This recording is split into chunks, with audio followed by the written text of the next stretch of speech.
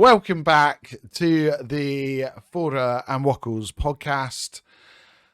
Oh, we've got some fun to talk about, haven't we, mate? So much fun. I genuinely, before we came on then, I just went, what are we talking about? And then, oh, yeah, that's what we're talking about. Oh, God. PSG. What do they say about insanity? What's that quote about insanity? Insanity It's repetition, that you do the same thing over and over again. I'm expecting different results. Results. That's what I feel like it is. It's Groundhog Day, man. It's the same thing. Like, if you were going to say, put a bet on exactly what will happen and how Arsenal will get knocked out, that's it, isn't it? That's just depressing. Come on, give me some copium about it. Something. Give me one thing. The season's over now, I'd say. That's a positive. It's over. This has been... I mean, it's not been the worst season at all, of course not, but it's been the most, I'd say, disappointing season, I think, in a while, like a very long time. At least it's over now. Well, it's not over because we're still going to play at Anfield, but we'll just pretend that doesn't exist. Do you know what, as well? Like a month or two ago, I was like, yeah, we'll beat them. We'll beat them there. I was so confident of it. I'd be so typical, like Arsenal, just to like turn up. Turn up, yeah. Yeah. 3-0 at Anfield. Doesn't matter. No one cares. Here's a question for you, actually. Before the season started, because obviously we only met during this season. So I did a video. I asked Alex and Rohan, James B, League Gunner, not League Gunner, asked like lead judges, Dan Potts, like a lot of people I've done videos with. I asked them for the predictions, so I'm going to put out probably in a week or two a video of what's happened and what everyone had predicted, because it's really interesting for me that I was. At one point, I was fuming in the game. Towards the end, I just had apathy. It is what it is. At the end of the day, in my heart of hearts, I didn't expect us to win the Champions League. And I think if I looked at my predictions, I think I said second and semi-final. Albeit, I thought City were going to win the league. I didn't think it would be Liverpool. But it's funny, isn't it, how at that point, it can kind of change how your perception of everything. And you said to me at the beginning of the season, yeah, you're going to come second again. You get semi-finals. You'll beat Real Madrid along the way, and you'll beat some other champions of their nations. Like you'll be fun along the way, and it will be a bit dire at some points. Peaks and troughs. I'd have gone, okay, cool. I'm so deflated. Like you say, the season's over. The season's over. I mean, it's just how it is, isn't it? Like, at the start of the season, I remember I predicted us to win the league, and I just felt like Man City weren't going to be that good. Like, I already knew that there was problems in their team. I could just see that for years. Like, I do a lot of analysis on City, probably like more than like half the teams ever. And I just could tell there was issues with their squad building. So I was like, if Arsenal were like not even at their best, they'll be able to win the league.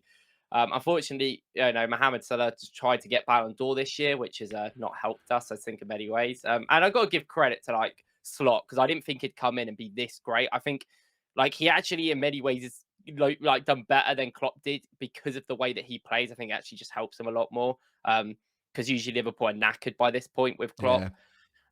And like the Champions League, I never really predicted, because I just think it's just with the new format, obviously being the first year, I didn't really know what was going to happen, and the draw is very dependent on that. I think overall we could be like proud of our team's performances in the Champions League. Like, I think this is obviously a big disappointing moment, but I actually think like it has been a year of progress, at least in that competition, that no matter what. Yeah. Here's a good question for you. Is Klopp overrated, or is Slot actually just way better than we expected, and he's actually an absolute genius? I think it's just like maybe patience and time. Like I think Klopp is a better manager than Slot, but because of the way that he plays, I actually think Liverpool are more set up to play the way that Klopp plays. Because like there has been many games this season where Liverpool haven't been great and they've got results. Like they beat Chelsea at home and they were awful in that game, and that's only one of like many. So I do think that in certain ways that they got a bit luckier this season and their players turned up, but I still think Klopp's like one of the greatest managers of all time. Premier League, though? If you just look at Premier League only. Yeah, I think so. I just think that like anyone dealing with Pep Guardiola is like, yeah, good luck with that. It's I, such like I find it like, is it, we were said about nuanced conversations earlier, weren't we? I find the whole conversation around managers in general, like you can make an argument for someone being overrated, underrated. That is really easy. So obviously the Pep argument is, well, he was gifted one of the best players ever, if not the best player ever at Barcelona. He had this incredible team around him as well, probably the best midfield that we've ever seen. Then he goes over to Bayern Munich, who constantly win their league. He goes to City, he's got unlimited money and resources, and it's that it's very easy to say, yeah, so he's had it easy, and you can go, Klopp lost a lot of finals and he only won like an asterisk kind of Premier League in the COVID year, and it's so easy to make these narratives. Actually, do you know what? Should we just talk about Arteta and the whole narrative there now? yeah, I guess it leads in quite well. let's do it. Can he win? Can he win a title? Can he win Champions League? One of the big ones. Can he do it? I think, well, he definitely could have. Like, I think even last season, personally, I think we were the best team in the country last year. I think all the statistics kind of show that. I think just because City, a lot of teams didn't try against them, not looking at anyone here, but Villa put a sub team out for no reason and got smacked at the Etihad. I remember that. Like, Yeah. night and day. And they're not the only team that did that. You know, Ipswich and loads of teams have been awful against City when they did need to be. But like, I do think like now it's the sort of point where Arteta really needs to change his philosophy of the game. I do think his philosophy of how he sees like to create a team, how to build a team, and how to make a team, and like how to be successful has been questioned this season. And I do think going into the future, he needs to change it. Like, I don't think Arsenal can continue to play it the way that we play now anymore. Like, I think this season, okay, yes, the injuries didn't help in all these ways, but does anyone really believe that Arsenal were going to win the Premier League if Havertz, Saka, and Odegaard were fit all season? Like, I still think a lot of people probably wouldn't, and I would say that's a fair judgment. I think because we're just so far off it in so many ways. This every game that we play, we score early or first half, we concede from some mistake or individual error, and then we just do not have the firepower to get back in the game, and it's it cost us all season.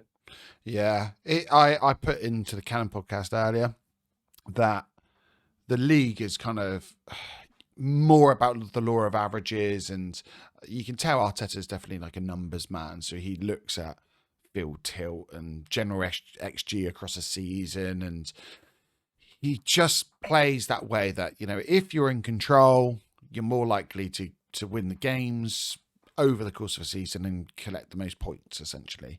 The problem is there are the anomalies of red cards. We've seen that, suspensions, injuries, and then you get the random like match winners, those random moments that happen, which is more of an anomaly.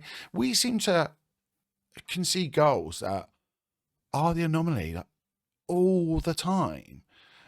And surely at some point, if you're looking at them as an anomaly and you're saying, yeah, that shouldn't go in and that one shouldn't go in and that one definitely shouldn't go in, at some point you have to go, well, hang on, is this a trend? And I do wonder if is that a blind spot? I don't know. But there's got to be something about the way we play for us to concede these similar kind of goals. They're always, to me, a wonder goal, and it comes out of nothing. And maybe it's because that's the only way to score against us. You've got to have the perfect shot. But teams are obviously willing to take those, and I don't think we're ever willing to take those shots. Yeah, I don't think I just think, like, fundamentally, people go on about him saying that he's, like, very similar to Pep Guardiola, and I think in some ways that how he, delved into build up, at least what Pep did a few years ago is kinda similar and how they, like, kinda construct teams. But fundamentally, he has got so much of David Moyes about him. David Moyes was his coach for about 6 to 7 years of his playing career, someone he looks up, like, a lot, and it's clear when you watch him that, like, he takes the same sort of motion as him, as we need to defend strong, we need to defend in numbers, defense wins you titles and all this. And I actually just think nowadays in football, that's at least this season, it's been evidently clear that that is not enough. Like, even if you Yeah. have the best defense in Europe, you can make mistakes and concede, and that's it. And just having firepower, like Liverpool's defense this season hasn't been incredible. It's been good. It's been very good. Not as good as ours, but their attack is just like, or at least one of their attackers is just insane. And if you've got that inevitability in a forward line, it's just what you need. And he has to change that. He has to make strides next season to make that happen. I feel like we're almost not a generation. That's too wrong. Cycle, a better word, like a cycle behind everyone. So I remember at one point everyone wanted to play like the true false nine. So Liverpool had Firmino and uh, I mean, Pep brought in Jesus at one point to kind of take over from Aguero. He didn't want that out and out nine, and that he would always play around with that situation. Then they went towards Haaland and Darwin Núñez, and I know Darwin didn't kind of pay off in the end, but there was obviously like a reason. And they've kind of moved on to Haaland's not playing in the same way as he was when he originally came. We've got now Havertz, and I feel like it's still not. It's not forward thinking enough. I part of me looks at it now and goes, right, we obviously need to do some huge something in the summer. Berto's got his work cut out. KSE have got a statement to make now, especially after last summer and then arguably in January as well. Part of me goes, it's the end of who fits our system right. Just go out and get some. I said it about Semenyo last time we were on, and I said, just get him because he takes shots. He's just something we don't have. And part of me is now starting to go towards FOKLZ, which has never been my first choice. And I'm kind of going towards him because I'm like, maybe that's what we need. We need someone who's not in the Arteta mould, just the way Haaland wasn't really in the Pep mould. Just go out and get someone who goes, actually, I just want to put the ball in the back of the net. And I know he's more of a transition player and he's not great with, close control and bringing other players into the get. Maybe it doesn't matter. Maybe if he goes in our system, he can actually fit it because he's just, true world class quality. And I do think, like, I mean, I've said this for a while, but I actually think football is moving into a transitional based, like, more like prominent systems now. I think you're going to see majority of the elite teams in Europe go for a more transitional based like method and give up possession. I mean, City this season, all their signings and how they play is transition. Like, not all the time, but most of their games, at least in the second half of the season, they bought Marmouche just to basically stand on the last man and be next to Haaland. So they have a big striker and a small striker, and they can play off of that. And a lot of the time, they use Edison to literally kick the ball long and get Haaland in one-on-ones with the defender so they can get through. And that's been something they've done. And I know Pep is very much like, he's very quick with things. He sees things early. And they're not the only team. I mean, even Inter Milan have been very successful with transitional based style. Like, and their style's obviously very different. Bastoni comes out of the defense. He's helps them a lot in their carrying out of the press. But like, I think that is coming into it. And I get Arteta has done things to make that bit better recently. We have at least looked a little bit better, not great against PSG. I think against the elite sides, we're still quite bad at it, but at least against smaller teams, we've showed some sort of willingness to counter attack.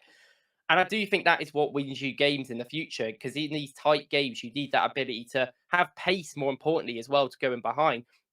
It's not all about having the strength. Like, we have the strength, we have the power, but sometimes you do need a little bit of pace with that. And Martinelli's great and everything, but when he's just pace, we need more than that. And I've not been against FOKLZ because I think I get that people think there's better options, and I understand that. But Šeško's not going to come in and score 20 goals next season. He's just not. And if Yeah. people want to win the Premier League with Šeško next season, that's unrealistic. Obviously, other signings may contribute to that, Yeah. but like Šeško in himself is not enough. And like obviously, that's why I want us to make a lot of signings. But we got to do a lot of work, and Arteta just needs to fundamentally trust some of his players a little bit more, but also give up some pressure when he needs to. Like, I don't like how we are always so slow, so conservative, so like not willing to make risks, not willing to have shots, not willing to do anything. Odegaard at the moment is really struggling, and that is not helped us at all. And he's had to continue playing him because he's put so much trust in that player. Yep. And I just don't like it. And I think I mean I said this off air, but I think our forward line is one of the worst in the top 10 of the Premier League. Like I genuinely like maybe not like squad wise, but if you look at starters, if I'm thinking, at the moment, Well, let's go even through him. All right. So Liverpool, obviously, I mean, it speaks for itself. We don't need to yeah, even go into that. even Liverpool, like Diaz and Jota aren't the best players in the world, but they are good enough to do a job. And then they have their star with Salah. I just don't think our players are, other than Saka, unfortunately. So Newcastle, Isak, Murphy, Gordon. Gordon, yeah, That's or even better than ours. Barnes. Yeah, Even Barnes. Barnes is better than us. And then you go down, you look at Chelsea, and like I like Madueke. I think Madueke is really good. Jackson I rate really highly. Yes, they got problems with their other wingers. They got loads, and I don't really think they're that great. But I'd still, it's at least a bit more than just Saka. And you just go through all the teams. You go lower. You go to like Brighton, and you got Jorginho Ruter and João Pedro and Matoma and Dingra or Sade. Okay, well, yeah, I mean, it's slightly different, but but yeah, like Brentford, like I've got like a Buemo, Visser. It's like that is an incredible front three for a mid-table side, and we're sitting here with like a backup in Trossard who is a backup player at the end of the day. He is that like sort of he's the sort of Idingra I would like to say at Brighton when he was there. Like he's a good squad player for them, but when he comes to a higher team, backup. And then we've got Martinelli, who in my opinion is good but not good enough to start, yeah. especially in games like this.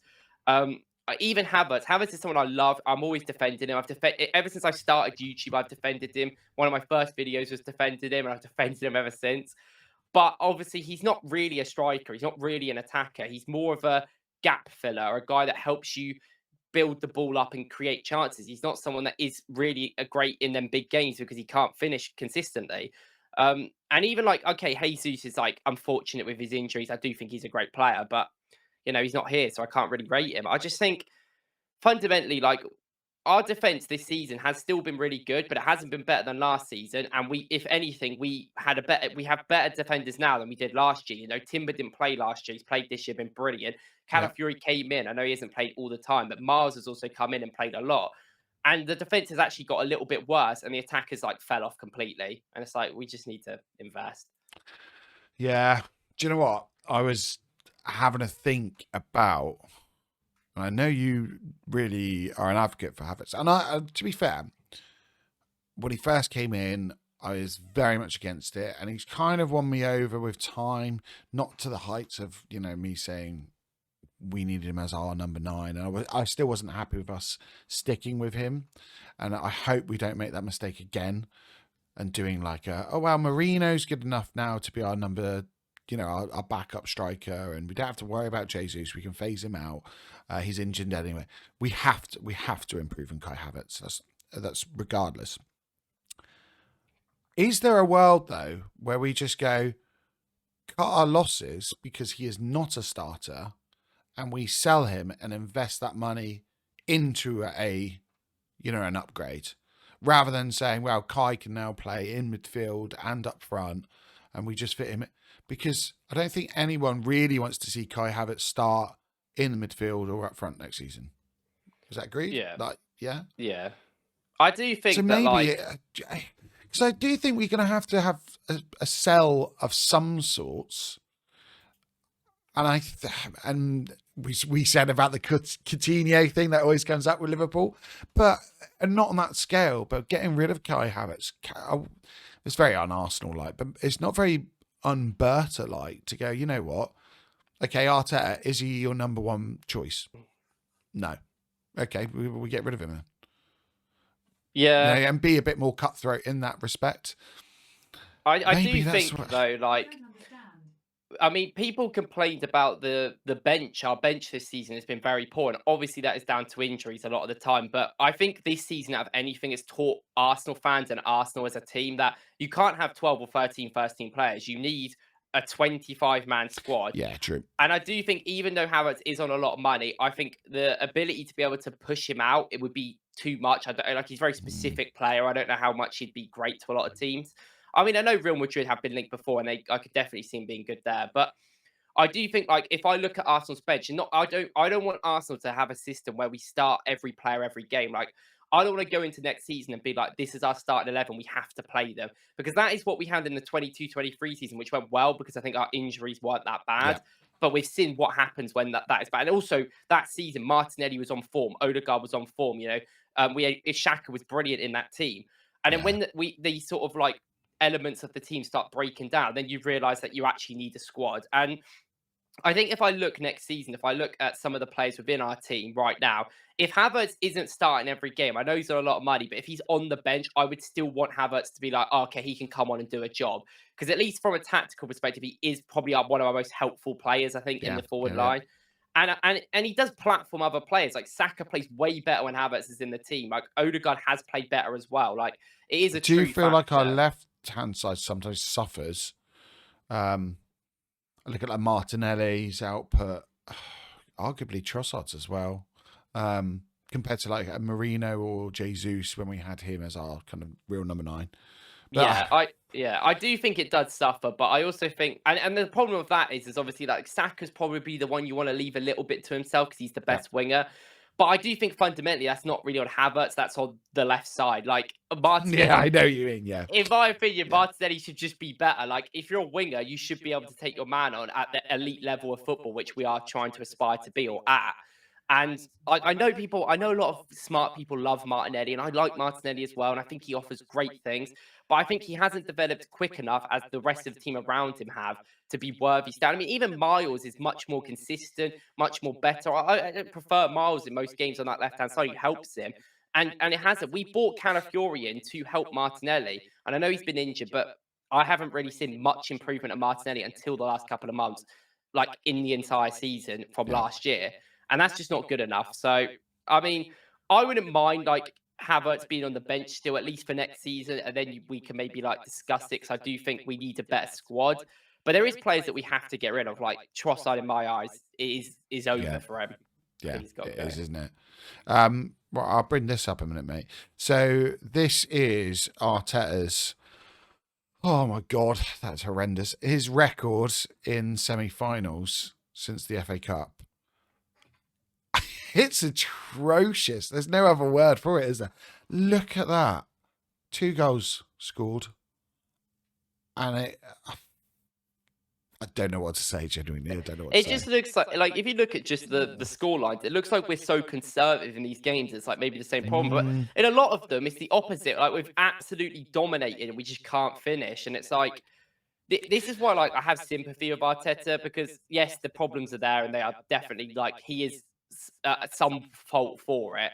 But I look at some of these games and I'm like, these players are not finishing like at all. Like, sometimes the goalkeepers have great games. Yet, like Donnarumma, we can argue he had a brilliant both games. But like, I still just think, like, at the end of the day, we don't take enough shots. We don't take enough good shots. And when we do, they're just not great. Like, I don't think Martinelli is a very good finisher. I did 3 years ago. I thought he was probably one of the best in our club. Don't think that anymore.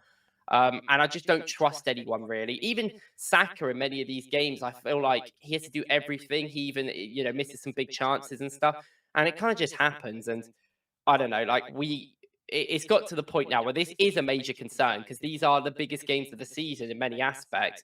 I just think he's not a good cup manager, Arteta. I think he is a league manager. And I think this year the league's probably the biggest disappointment, really. Yeah, if you look at his record in Europe in general, take this season out, he struggled.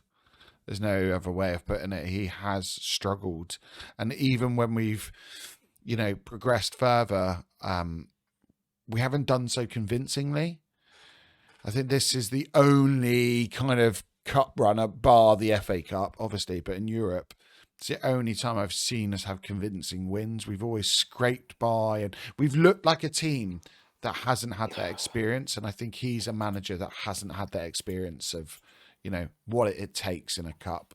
And cups are full of individuals. The Euros just gone by was a really good one for seeing players taking shots on, from outside the box, and there were some really, really interesting periods of play in these games. And you don't see it quite a lot in the league because managers are essentially saying to players, you can't take a shot from there because the likelihood of you scoring is not high. So recycle the ball and reset. And I understand it to a certain point because over longevity it makes a difference. But in a cup, you essentially have to score because regardless, a draw is not going to get you to progress. I know that's obvious, but if that kind of makes sense, you have to score goals. I mean, it's a certain level. Like, I think even in our semi-final against PSG, it became a chess match between the two managers. And I think Arteta always makes every game a chess match because, like, tactically, he is very good at that and can do that. But that doesn't get us in the best positions to win sometimes. The Inter and Barcelona game was a pure, like, that game was an absolute mess from a tactical perspective. There was gaps everywhere. The out of possession from both sides was awful, especially from Inter, who have been great at it all year. But they won't care because they just allowed their attackers to take control and win the game. They allowed Dumfries, who had 5 goals and assists from wing back in the 2 legs. Like, they can have that. They can rely on that quality in the final third to help them get through. And, like, sometimes Arteta just doesn't let that shine in our team. And also deservedly, because I don't think our attack is good enough.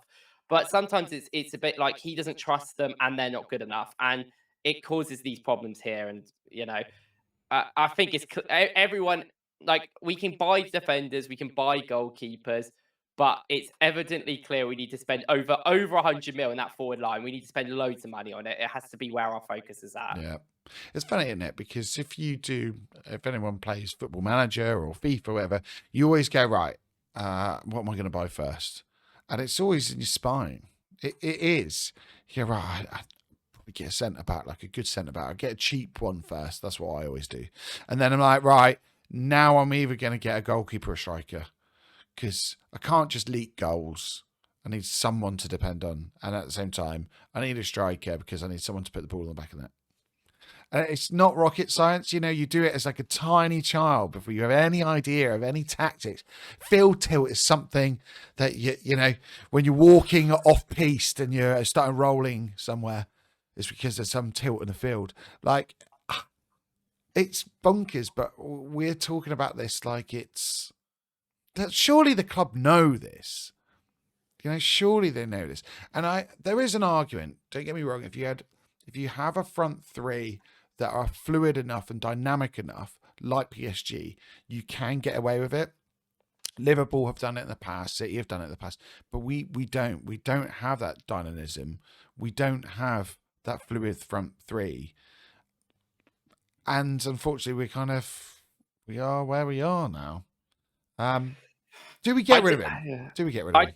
I do think it is, like, I think Arsenal not buying an attacker in the last couple of years, or at least like a real attacker, like a one that is actually going to start, I think comes from just like timid and scared of our team. Like, I think it is harder to buy attackers that work than anywhere else. Like, I think in the Prem, like, it's like, oh, we wanted Ryan because he catches the ball. He's not going to forget how to catch because he's joined a new team. Like, you buy a defender and they might be out of position sometimes, but they're not going to lose their physicality in defense. Like, we bought Marino because he's tall and big, and like, even if he isn't great, can't forget being big and tall. Yeah, exactly. He's not going to lose that, is he? He's not going to lose that. So, and I get that buying attackers is a lot harder, like especially strikers in this market. Everyone's got question marks. No one's, other than Isak, no one's really that set person. You're like, oh, that's world class, or that's going to be. You're like, well, they could be, maybe not. Arteta, I mean, I made a short today saying that Arteta shouldn't be sacked, and he obviously shouldn't. Like, I think most people. I mean, he's obviously not going to be, regardless. Well, yeah, that is also like he probably won't get sacked at all. Like, he's got 2 years left on his deal, 3 years. Yeah, he'll probably still go to that end of the deal no matter what, in my opinion. But like, it gets to the point where eventually, like, I see a lot of people say, like, when does it end? When can we not stop giving him the benefit of the doubt? Because this summer, like, if we spend a lot of money, like, in my eyes, he has got the resource. It depends, obviously, who we buy and where how it goes. But if we buy well and we buy players that I think are good enough, then we've given him that platform to do better, and he has to. We can't have excuses about injuries because we Nail have on a the head. squad Nail on the and we head, can't mate. do all that. And eventually, like, maybe a season's a bit too short of a time, and I still think it's hard to judge a manager by 1 year because, like we said, injuries, like there's external factors that could just really affect things in life that you can't do anything about. But I would give it like in 18 months, if we still are having these same problems of physical mid blocks, the same problems of creating, not having an X factor, then I will, yeah, I fundamentally I'll be questioning if he is good enough to be our manager. I It's think. weird because he has found answers to a lot of the questions that have been given by essentially by the Premier League themselves. Over time, he has progressed and he has improved the squad. Sometimes I feel he's just like that one step behind. You know, like the Ethan Winery thing. Like he wasn't the perfect, and I'm not saying he was the perfect player to come in, but the Saka injury and the Odegaard injury, it just took too long. So just bring him in. Is everyone can see this? Give him a go. Even like Marino, there was discussions with people saying, "Oh, can we try him up front?" You know, I know some of them were quite jovial in their manner, but I just think sometimes he's almost too conservative, even in those things. So I don't worry about him long term sorting out this mid bot problem, and I think personnel will be a big factor in that. But I just worry if there's going to be something else again, and we're just waiting again. And you hit the nail on the head. KSC, after last summer's shambles, because that was not going to win us the league. After January not buying anyone, which again has not helped with the squad itself. KSC now have got to invest, and the club have got to give Arteta the tools. Like you said, if we bought Sesko on his own, that is not going to win us the league. If they go out and they go and get, a proper number 2, because we know Neto's going, and as much as I love him and I think he's great, I think we can upgrade. If we can get a defender that can stay fit and is good enough to cover, because that's been a huge problem with Tomiyasu and Zinchenko and Tierney and all these players are never fit. If we can get a proper DM, whether that is someone in the party mould or someone in the Jorginho mould, someone to come in, Zubimendi is what I'm, alluding to here, but someone like that to come in, a left winger, a striker. I know I'm asking for a lot. They haven't like gone right. We're aiming for that, like the top tier, not just elite challenging, that winner. That's what we have to be. You look at Real Madrid, you look at PSG, you look at Bayern Munich, City, Liverpool.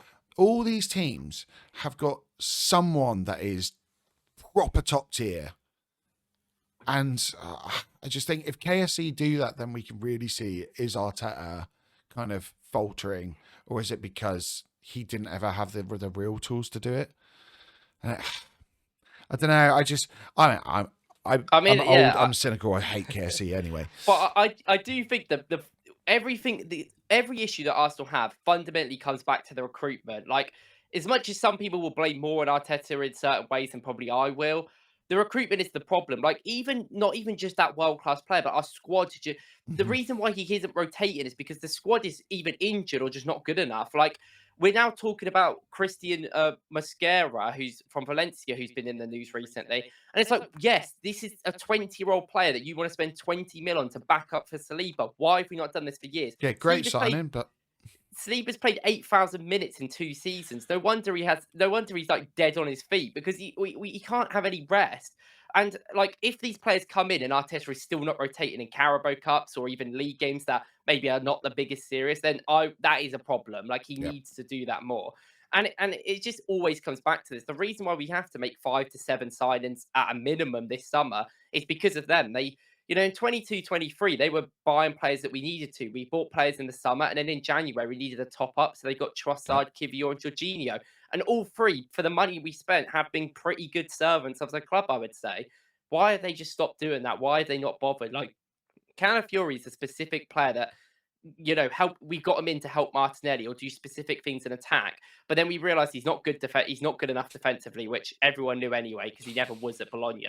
And then we all knew, and then he's got his injury problems, which everyone knew. He tore his ACL at 19. Like, it's been a thing. So it's just like, what are we doing with these players? Like, we need to just buy quality. I don't hate the Marino side, and I never hated the Marino side, and I actually think he's been very good the last few months and has really helped us. And that's a great signing, but like, just make more of them, and then you can sign your big players. I don't even think Arsenal need to sign like 3 world-class players. I just think we need to spend money like on anyone, just making the squad bigger. Because Yeah. even just giving Saka like more of a rest would just make him better as well.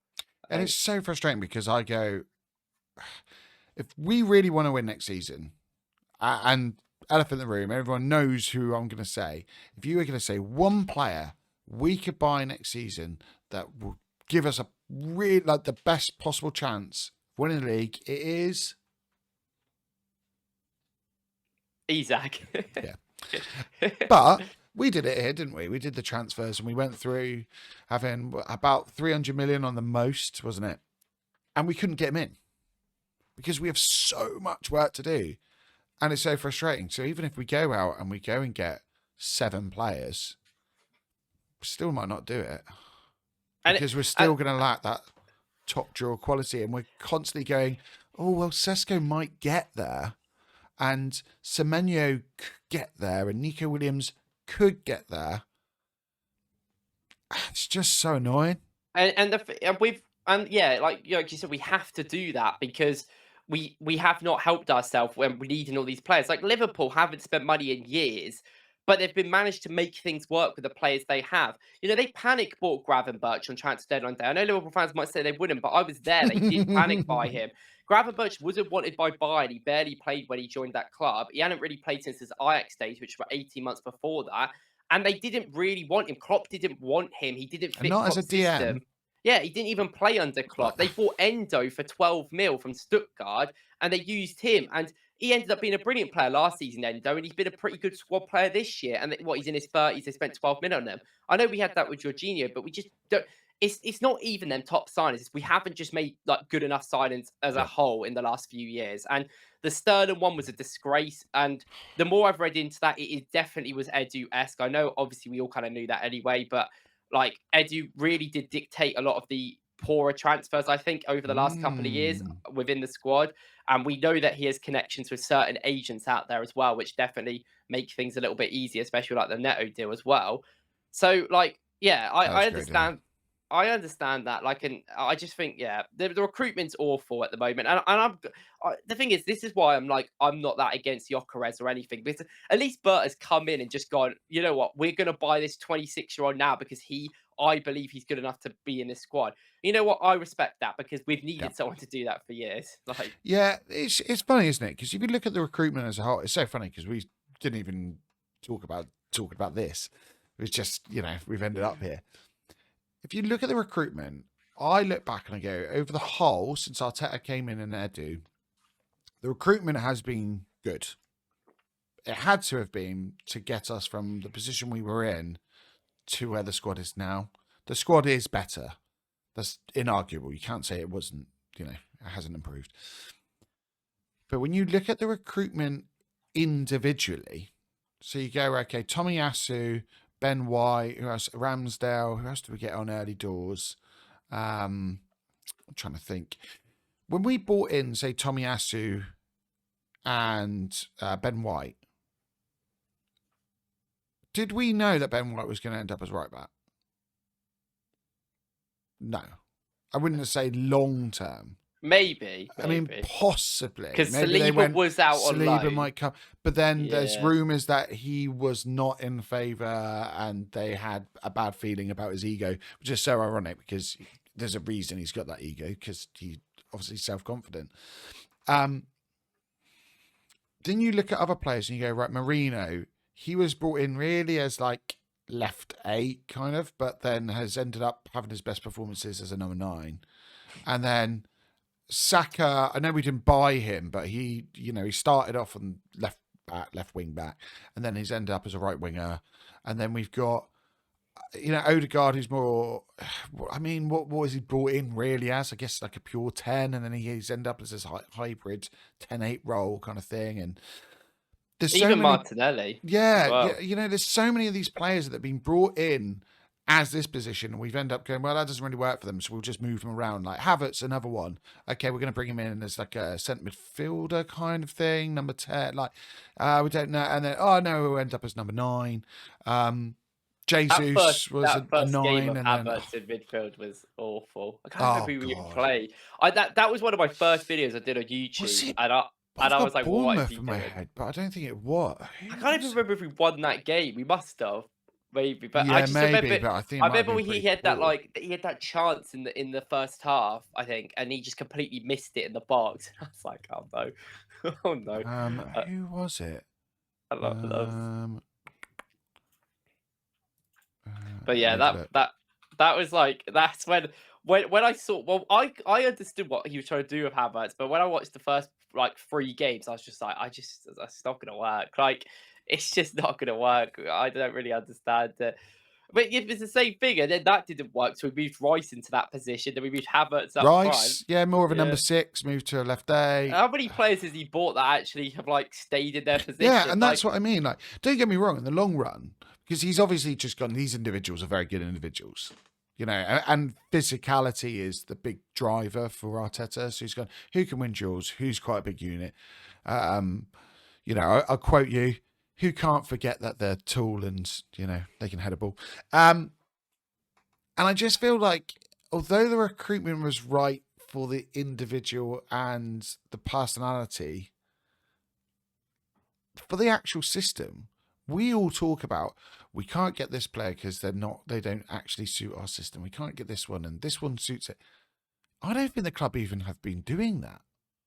yeah. Like, I look at it now and I go, actually, they've just been buying individuals that end up working,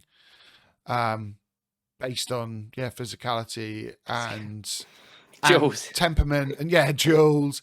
And you look at, we talked about United, didn't we, earlier, and their kind of recruitment, and essentially they've put themselves in this position of getting mercenaries or players who aren't right. You look at like Anthony, wasn't the right fit for the league, wasn't the right fit for the team, they ended up overpaying massively. And they've done that type of signing again and again and again. At least we've kind of got the right profiles through, but it's so funny that they've ended up as the right profile in a different position or a different role. Yeah, it is weird because like this is the thing I will say about our recruitment. 90% of the players that we sign have been useful in at least some sort of way. Maybe other than like even Vieira, but there was points where Vieira last season was actually very good at the start of the season. He was coming on, he was impactful. Remember that Fulham game? He's very impactful when he came on, and like he was actually good in certain games. He's all right against Everton as well. And like nearly every player that we have signed has had that level, but it always seems like we're so even like as a club we are just too scared. We too don't want to Yeah. make any risks. Even in our signings, it's like, nah, we'll sign this guy because wow, he's tall and big, but like, will he actually do much? Probably not. It's like We've done such a disservice to our recruitment team. This is horrendous. This is like slander. and it's probably more on Arteta, if anything, because he probably really wants that sort of style of player, if anything. But I mean, this is why Gyökeres, I'm not really that surprised. Like he is massive. He is Yeah. a bulldozer, but not in a good. I usually use bulldozer as a good connotation. I use it in a bad connotation here because he just runs into people like for no reason. Like Yeah, I he saw does actually. He kind of 'cause bounces off, doesn't he? And it's like, oh, ball's there, carry on. yeah, Just he's like not. He can't like control himself. Like I've seen a meme about it where he's like he has all the space in the world in the Portuguese league, and he still runs into people. Like, but that might be what we need in the Prem. Like, I don't know. I can see why people are very negative, and I think a lot of Arsenal fans are very intelligent now to know who we should kind of be looking at. Obviously, I think there's pros and cons to everyone, especially I would say the winger position. I'd say it's very like if we buy anyone there, I feel like all of them are going to have concerns and good things. I feel like you're not really going to get much difference there.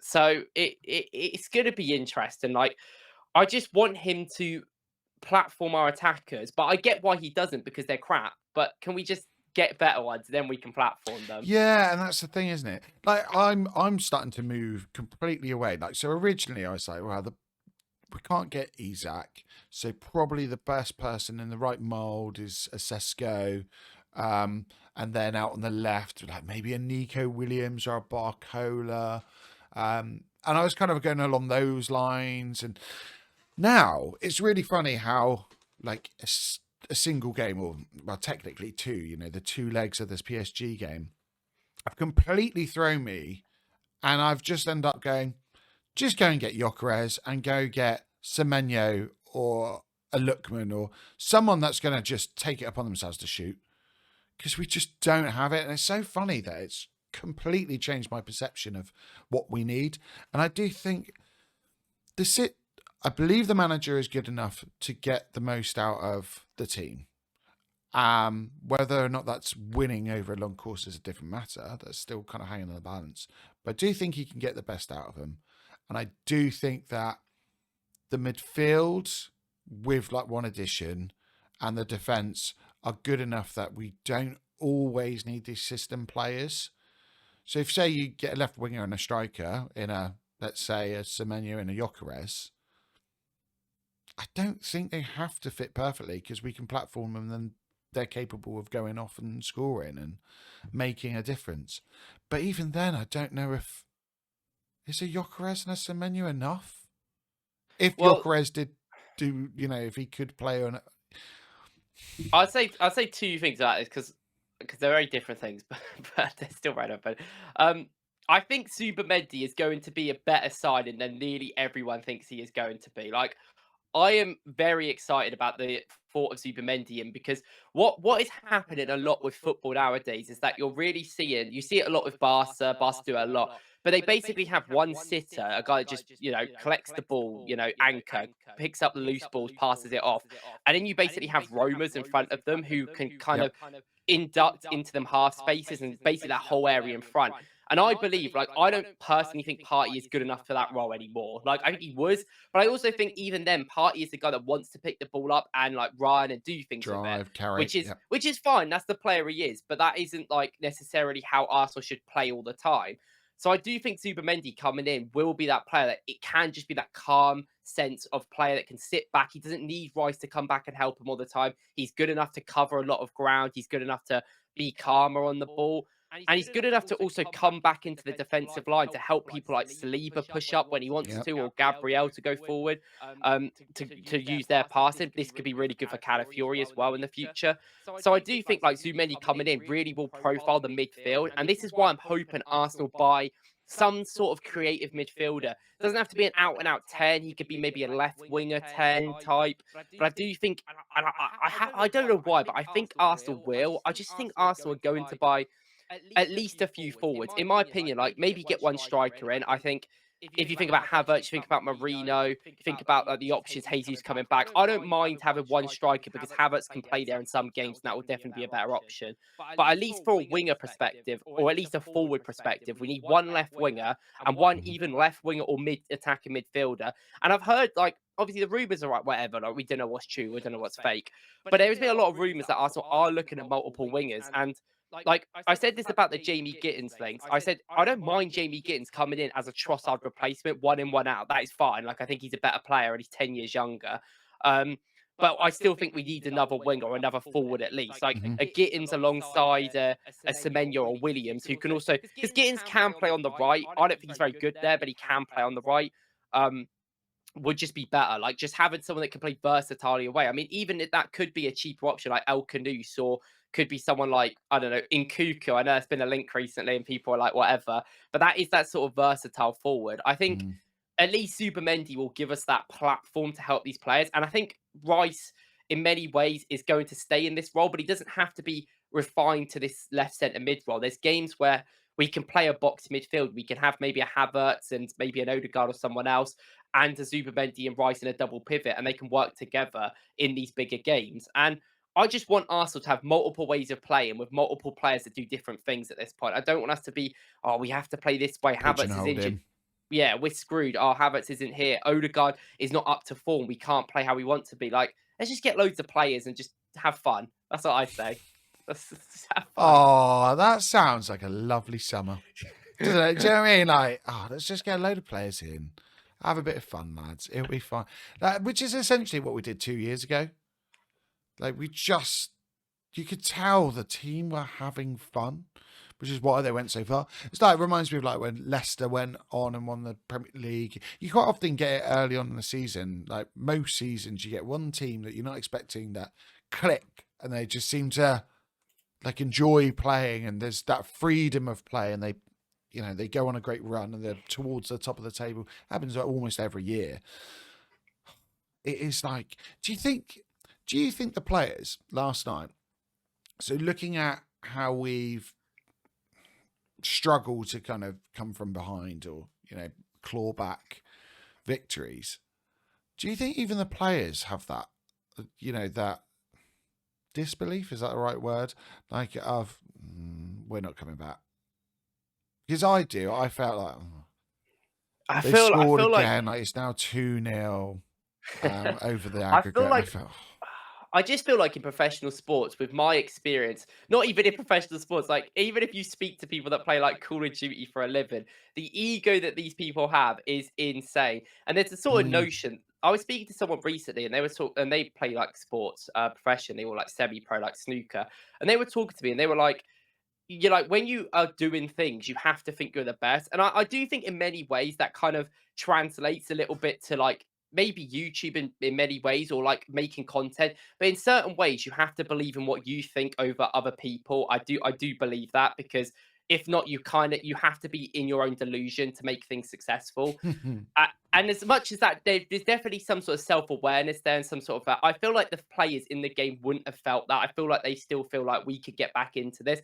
And I think that is a good mentality to have, but it's always good to be like, it's always good to have that mentality. But when things aren't going well, you have to be honest with yourself and realize where can we improve. And I think a lot of our players do have that. Like the Rice interview after the game.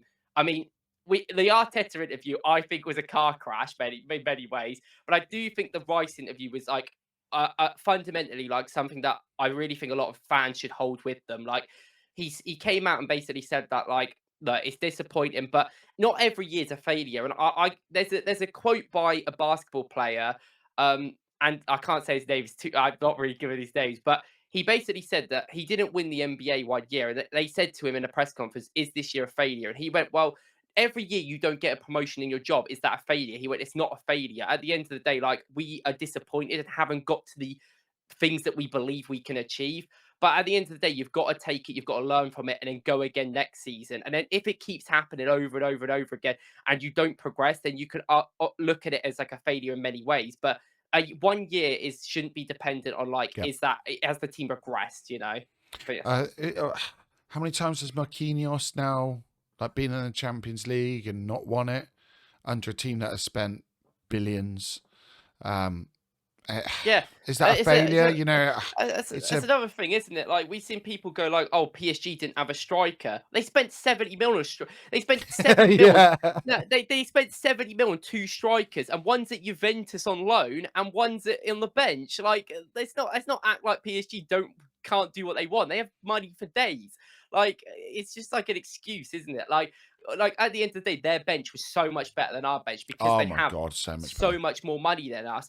And they have failed recruitment wise for over 15 years. Pretty much the entire time I've watched football, they have been awful at Yep. recruiting players.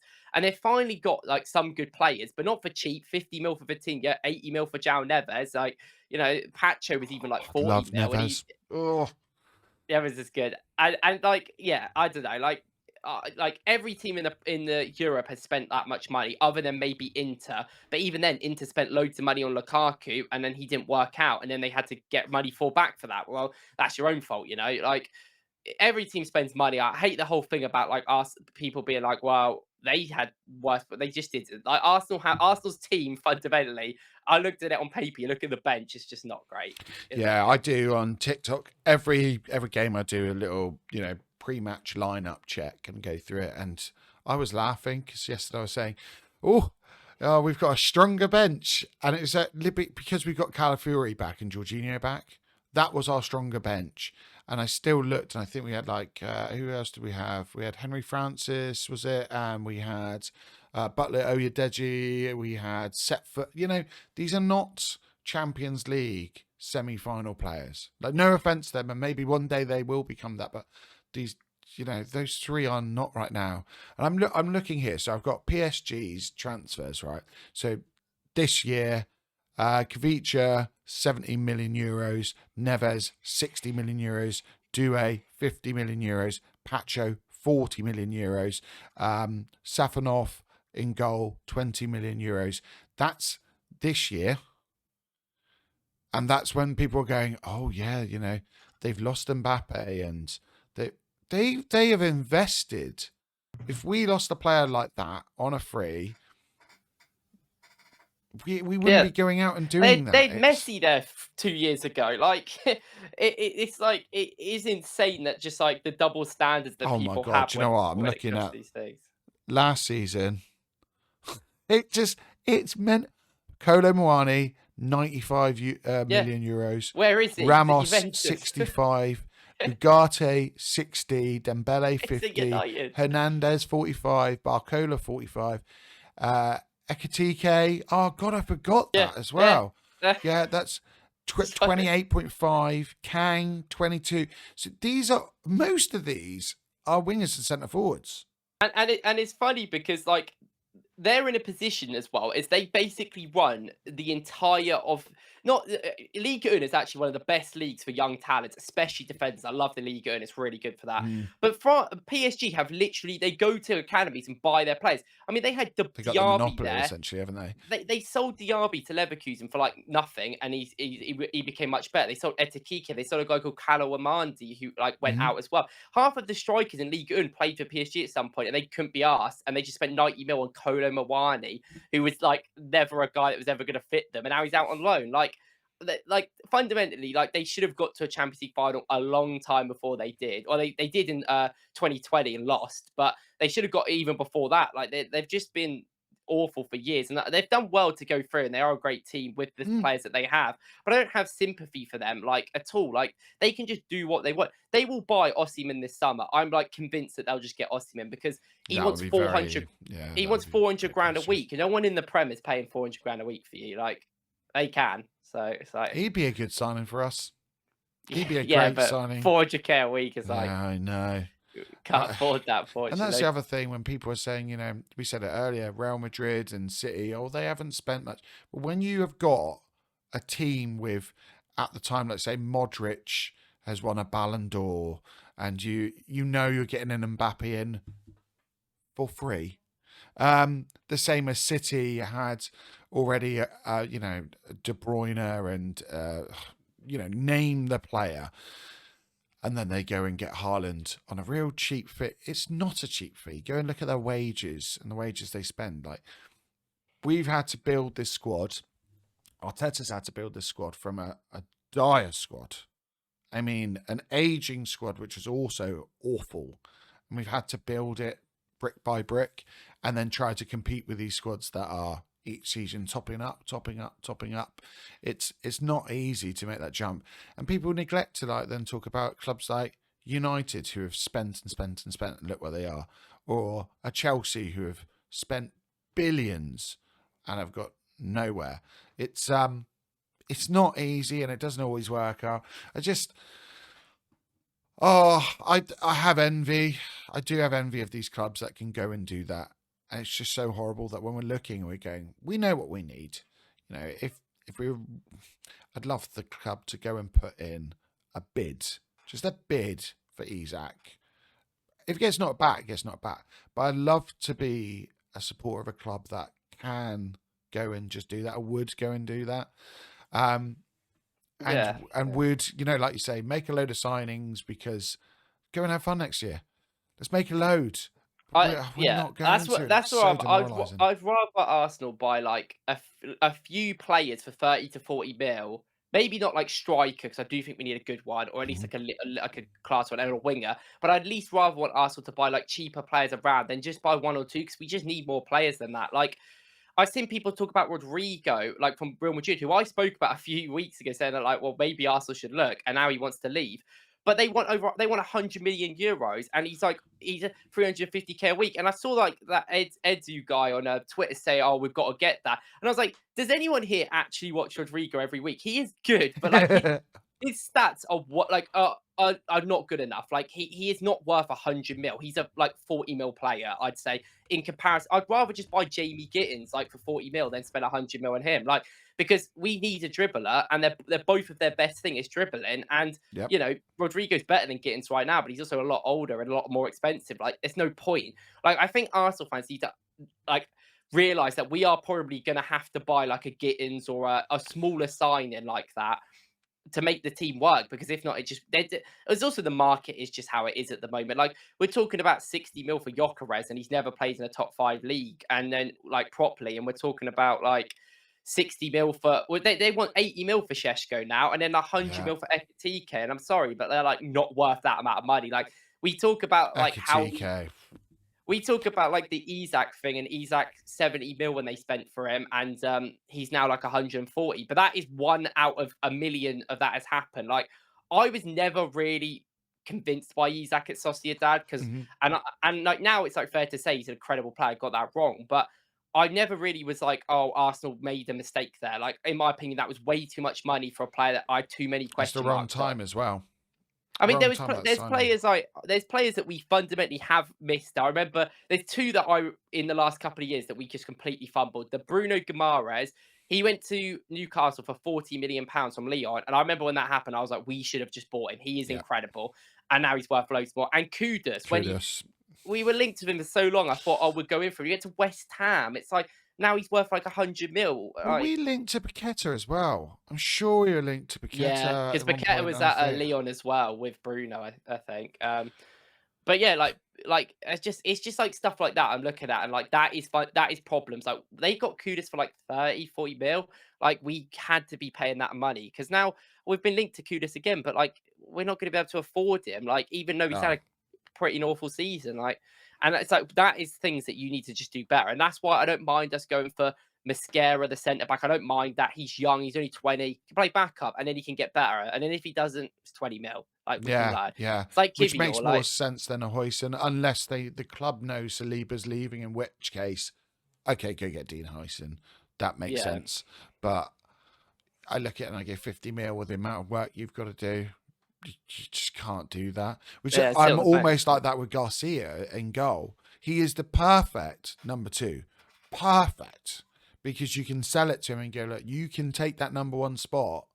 Like we've seen it before, like we've multiple times that is possible. In the grand scheme of things, even 25 mil is probably too much in the situation we're in. We might have to pay more as well because like so many Mm. teams want him. I mean, I've got a whole list of goalkeepers here that we can Come on, find. let's Like, go. Let's go. if they want to hit on my no, well, you got Jean Boutez. He's a goalkeeper, I think, but he joined Como in January. Oh, yep. But the funny thing is, he joined Como in January from a team in Belgium, and the team in Belgium he was at, their goalkeeper is a guy called Sean Lammers, and I've also got him on my list because he was linked with Arsenal in January, and then Oh. but the one goalkeeper we should definitely look at, like 100%, is a guy called Svila from Roma, because he is undeniably, like, in my opinion, the best keeper in the Serie A right now. Like he is. But the problem is like he is the best keeper in Serie A, so why would he got to sit on our bench? Like that's a very thing part of it. But his market value is only 14 million euros. He's only become a starter for Roma in the last 18 months, and he is like one of the best shot stoppers in the world. He's young. He's like 24, I think. So he used to play for Benfica. And like, why don't Yeah, we just 25, go, I think. Yeah. why don't we just go for him? Like if like I love Raya, but I definitely think in certain games there's some problems. Maybe with the shot stopping. I don't think he's an elite level shot stopper. I never have thought that, but he is an elite level at other things, which it really isn't the biggest deep. Like it's not that deep really, and I don't care overall. Like just keep him. I don't bother. But I mean, there is keepers out there. We could just buy a young one. Like there's a guy called Robin Rolfs as well. He's pretty good. I think he's old actually. I think he's like 30. But like if you wanted to get him in, like he's a fine backup. Like it Mhm. depends what you really want from it. But we don't have to get Garcia. Like I get he plays the way that he wants to play. He's been the best keeper in La Liga this year. But like he's going to sit on our bench. Like that's not really a priority in my opinion. There's so many players out there. Like Yeah, number 2 goalkeepers. I think that there is a way of getting around it. Number 1 goalkeeper, I don't think you can ever compromise. Number 2 is a little bit different because you'll have to compromise in certain areas, whether that's distribution or shot stopping or cross claiming or whatever it may be. You're gonna lack. They're not going to be fantastic at everything. However, if you just get someone who's very good, that's fine, because we have got an incredible out of possession team. We've got an incredible defense. So really, they won't be, they're not going to be put up to task constantly. So I think you can get away with that a bit more. But I worry that Rye's going to get injured next season. I don't know. I just have this like, but this is what this is why like I know it's not an issue to buy a keeper, but then in like many ways I just think like let's just get someone that is like decent. Like let's get someone that like you probably wouldn't want starting every game, but you would be fine with them coming in because we don't just have get Ramsdale back. Offer Yeah, 5 just- mil.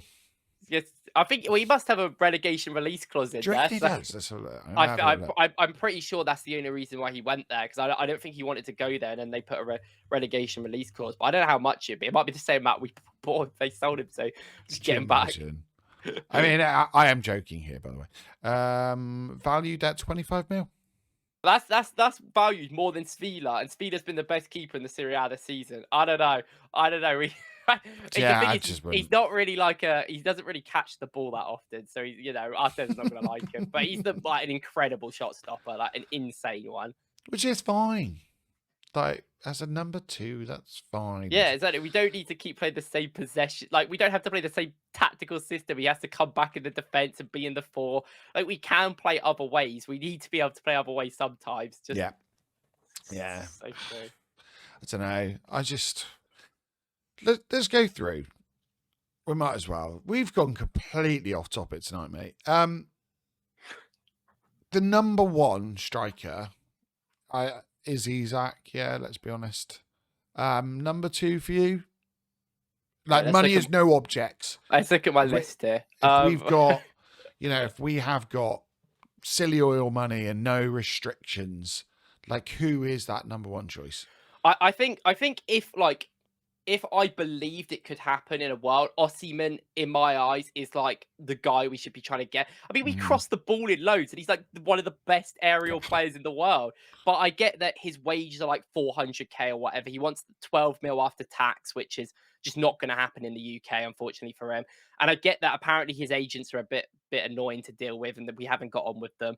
And we're not the only team. I think United also have had the same problems, and Chelsea. So I get them factors probably put it off. And then the thing is I look at everyone else. You look at Ekitike, Sheshko, Gyökeres, Delap, and I look at all of them and I just go like, whatever. Like I don't really mind. Like I don't really think. I don't know. Maybe I'm like leaned into it, but I kind of do what I feel like Gyökeres would just be like absolutely fine. Like I think Gyökeres would do the job. And I think it'd be interesting.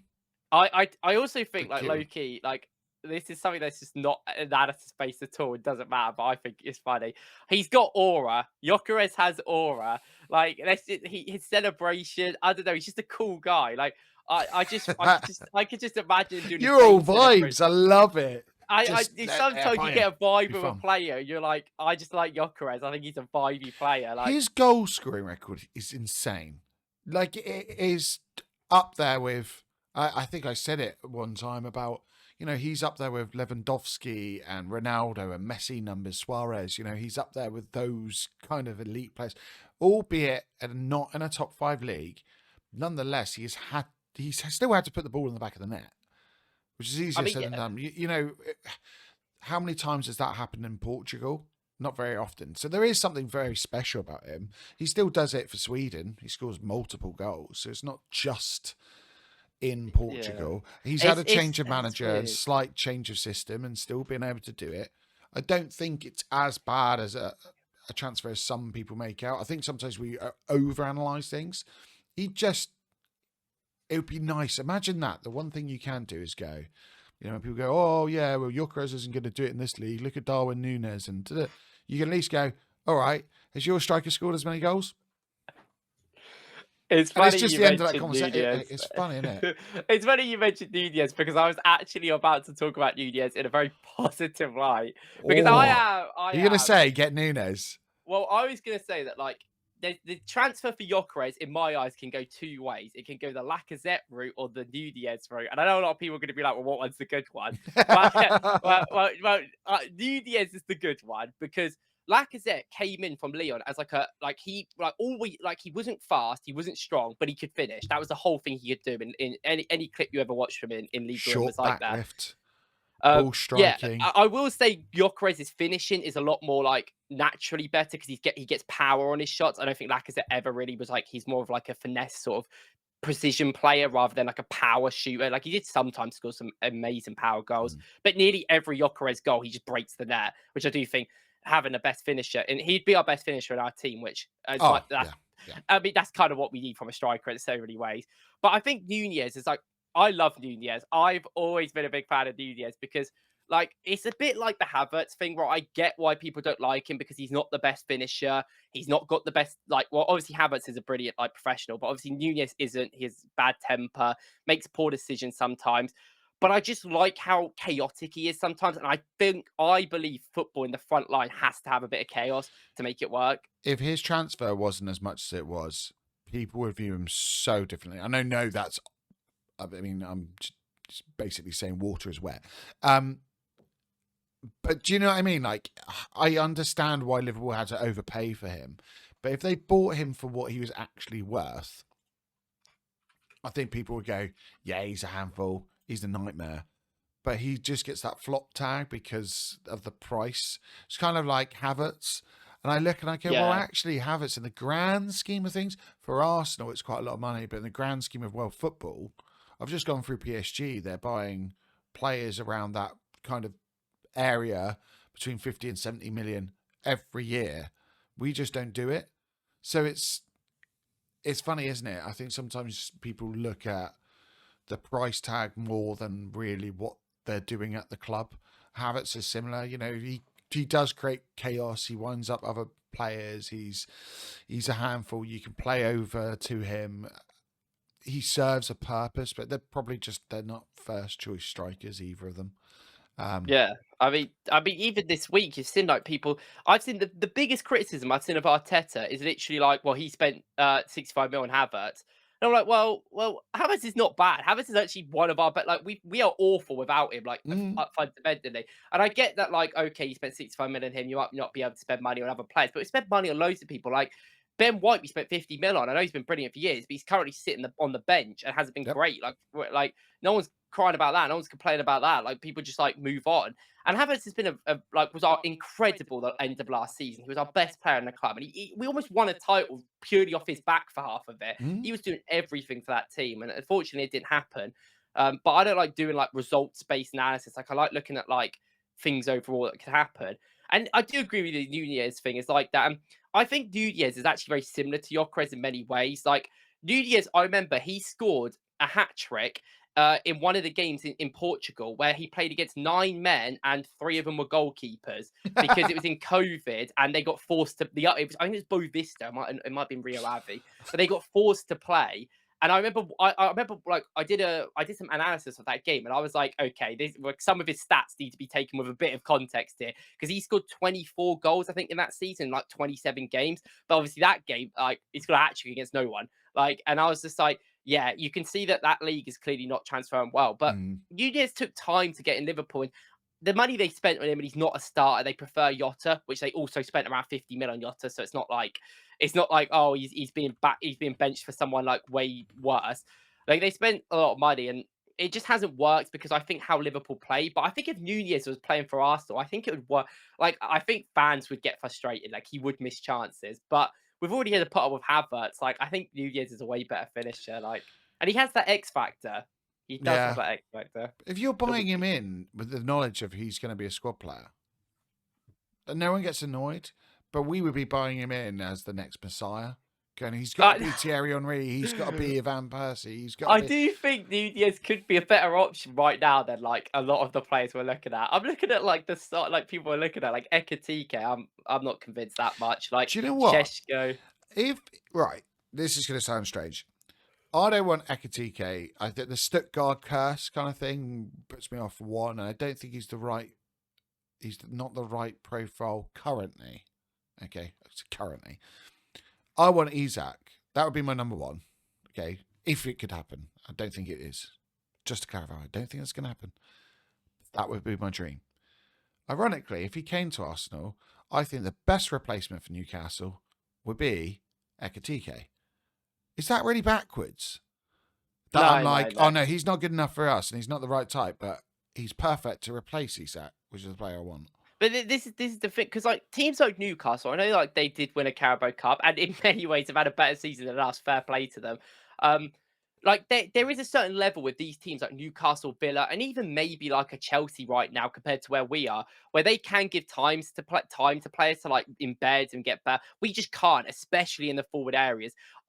We can buy younger centre backs and give them time to rotate into the team. That's fine, but we can't buy a Gyökeres and be like, oh, hopefully you score a few goals in a couple of years. Like we need you now score. This is why I think we're not looking at Šeško anymore, because I think that is what I would have the feeling that Šeško would have to come in to do. We have to wait years to get the best out of him. And I just don't feel like our team are prepared for that, at least striker wise. Maybe winger, you can do it a little bit more, but striker, I don't think so.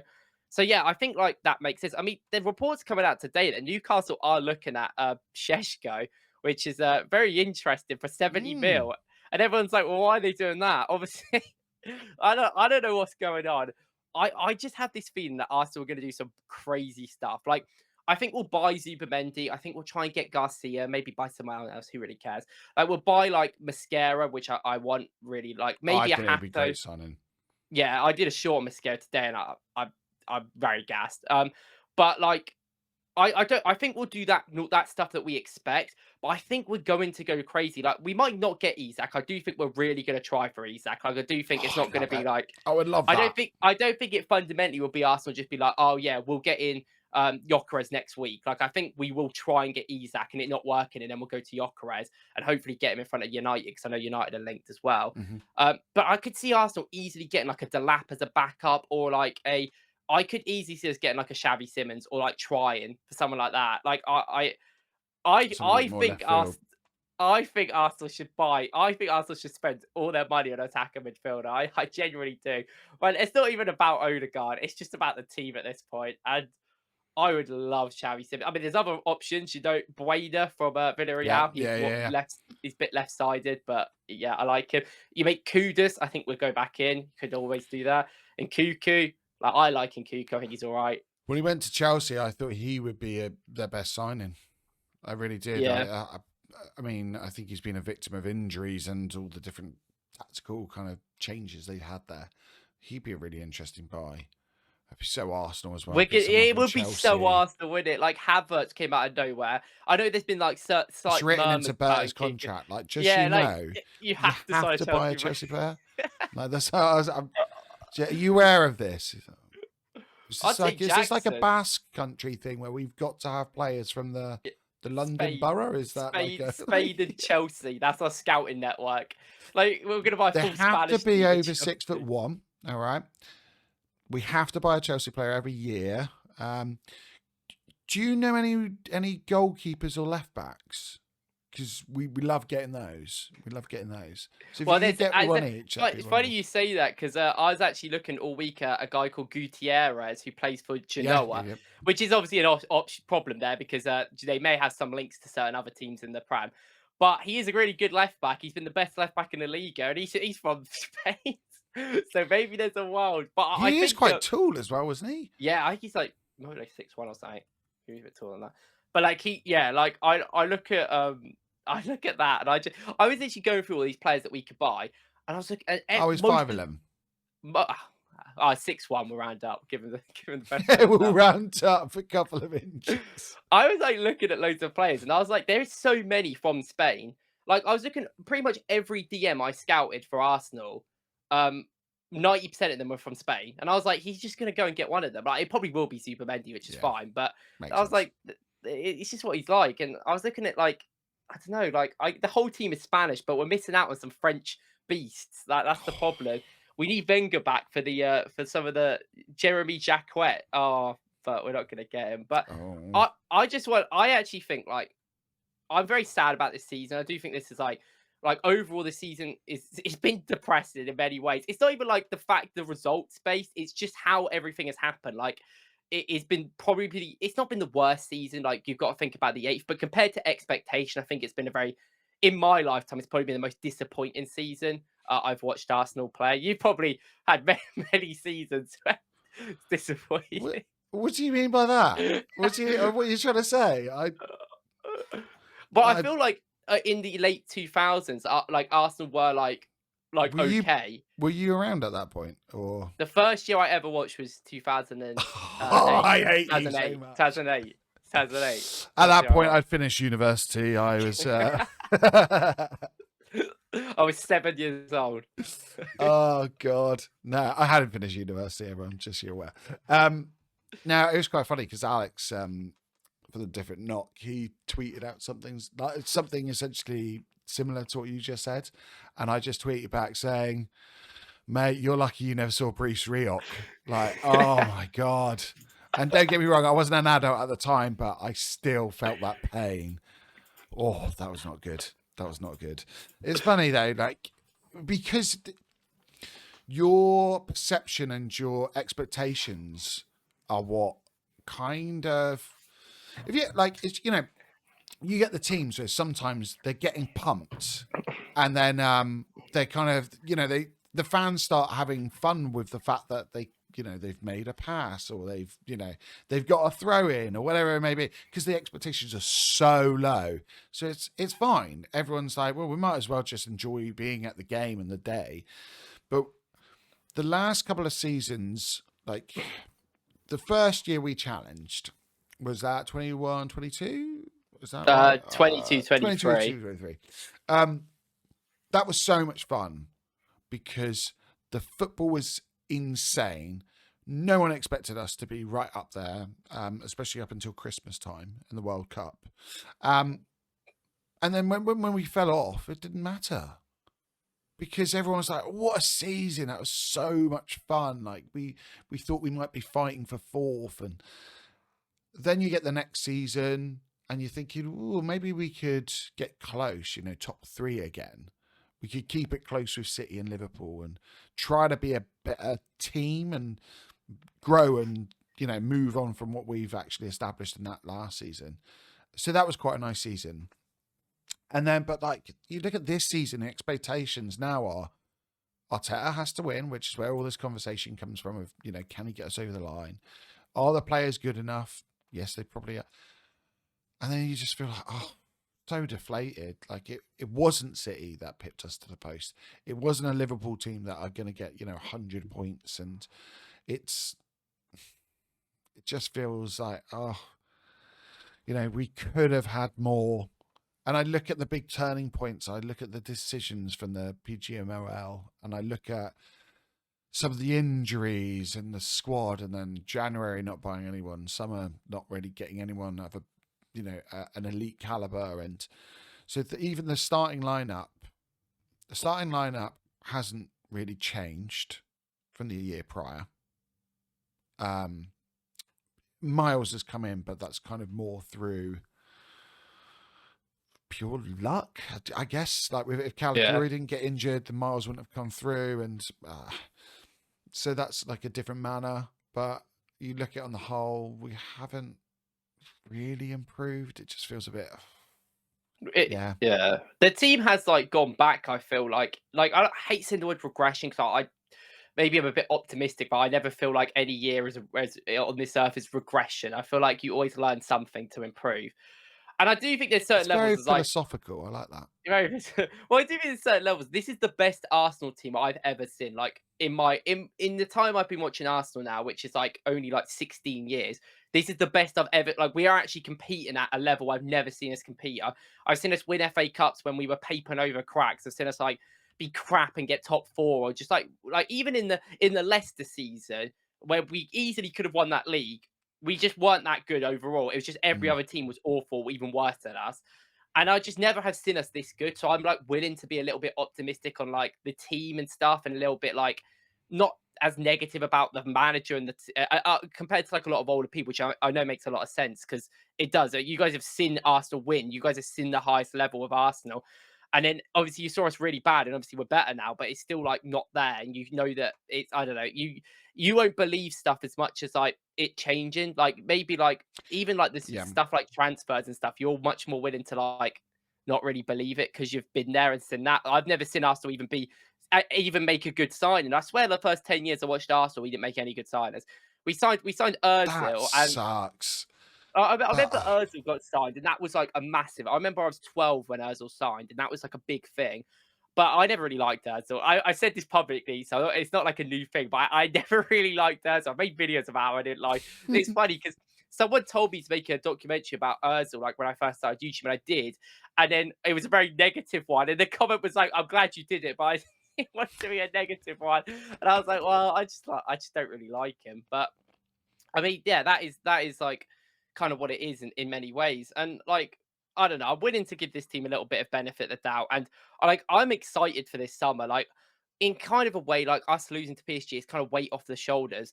Like I wanted us to get to the final. The final would have been probably the most stressful time of my life, especially because it's the day before my birthday. yeah. It would have been the worst time of my life. But like in a way now it's like weight off the shoulders. We can think about the window and like I know there's a lot we need to do this summer, and there's maybe people worried about what direction we're going to go in with Berta.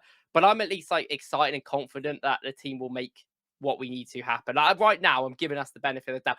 You know, throw back into 2 months' time where we've made no good signings and I'm upset, and then I'll be critical. But I don't know, like. In many ways, I'm like so excited about this summer. Like, I genuinely think this is going to be This is the biggest summer that the Kroenkes have had at the club ever, in my opinion. And I think it's Yeah. also Arteta's biggest summer. Like, I do think this dictates his job. If he gets this wrong, then I I think don't he's know got if he'll. 1 year. Yeah, If like, if okay. they spend.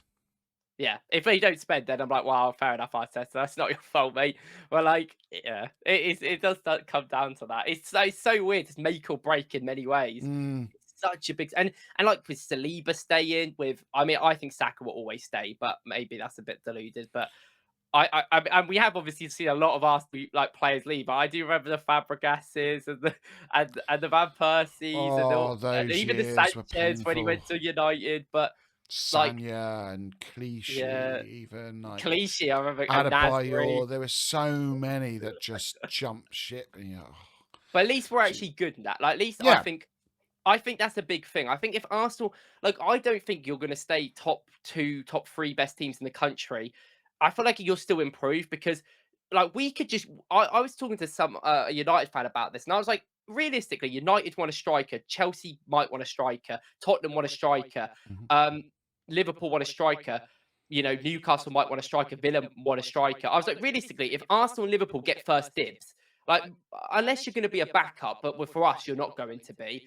I would Yeah, say true. like Gyökeres is going to Arsenal or Liverpool over United. So I was like, because we are a better team than them. So like we have that ability to get better because we can attract the best stuff. And if a player, say Gyökeres, if he chose United over us, I would say it's the right thing that we're not getting him anyway. Because I would Yeah, I would be questioning motive. Do you know what I mean? I would be yeah, going. yeah, yeah.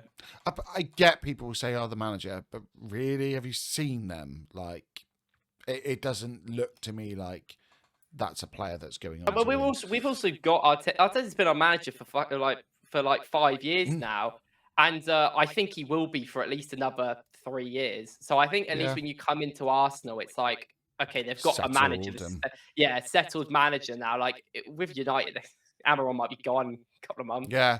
And I But think looking at Berta as well, the one good thing with Berta coming in is that that's another person, like an established person that you go, well, he's bound to be there for a few years now, and he's much more established in world football than Edu ever will be.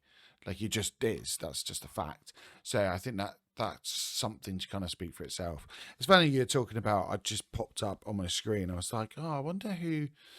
I was looking at squads and the teams I've seen because I'm an old man.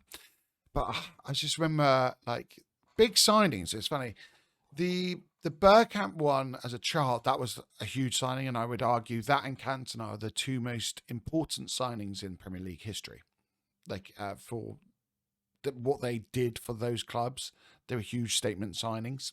But Arsenal, we got Vieira at the time was a bit of a, who is this guy? Like he's meant to be all right, and no, even the players didn't really know who he was like that.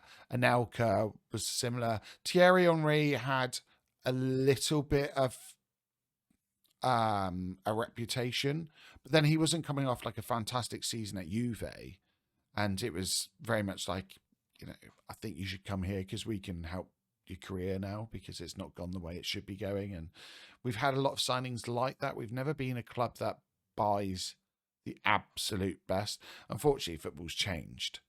But I just thought, we were talking earlier and you said about how we've gone for all physicality and really we need to look at speed as well.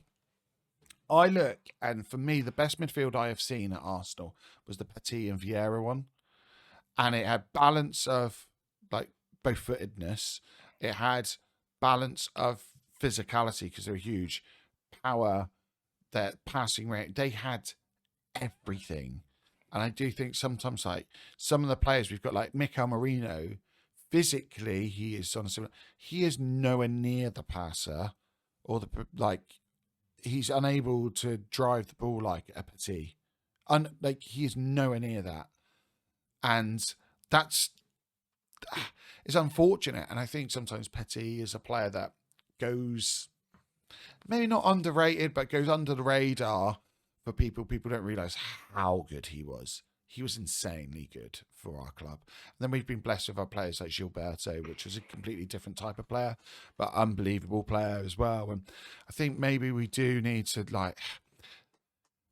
be able to play in transition a bit more and change our style and go for players that might not be in the Arteta mould. But I'm hoping Berta is going to go, look, I understand what you're doing, but you need something else, and this is what I'm going to get for you. Maybe that's what we need. I don't know. Just need different types. It's funny because we are built on a team of physicality and tallness and all this, and Odegaard isn't any of that, and he is within the team still. And I get why he's in the team, but in many ways that we could just get like a Xavi Simons, and he could be our little nifty player in between the lines, dribbling past players. I mean, my favourite midfielder that's I ever watched play for Arsenal is Santi Cazorla, and he was so good. I wholeheartedly remember that game he played at the Etihad when we won 2-0. And he was just that was one of the best performances I've seen from a midfielder play for Arsenal. He was insane. There's that run he goes past 6 players in and then gets brought down for a foul. And I'm like, this guy's not a big guy, but he's so he was still in a way good in a tackle, but he was so I know, so technically gifted that it just didn't matter. The ball would glue to him. Yeah. And you don't need to be the 6'4" massive guy to always bully people. You can be these sort of nifty players in between. And I just love Sandy Cazorla. I feel like when I see some games where we need that X factor, we need that special, that's where you get it. You get it from these players that can just take a team on. I don't look at many of Arsenal's players and go, who can actually run past half the team? I think Saka, when he's fit, is probably the only one. I don't think anyone from a dribbling perspective. I mean, it goes back to we need better dribblers. We are not a dribble heavy team, and we need to dribble more. So just get anyone. I don't even care if they're crap at everything else. If they can dribble, I think we just need that to be able to take people out of position and go past them. Do you think in wide spaces it's more necessary, or from central areas, say an Eze as opposed to a Gittins? I think for us, it's quite funny because I think we both need both, but I actually think for us, central areas, it's probably more important. I think we just need to improve a bit from central areas.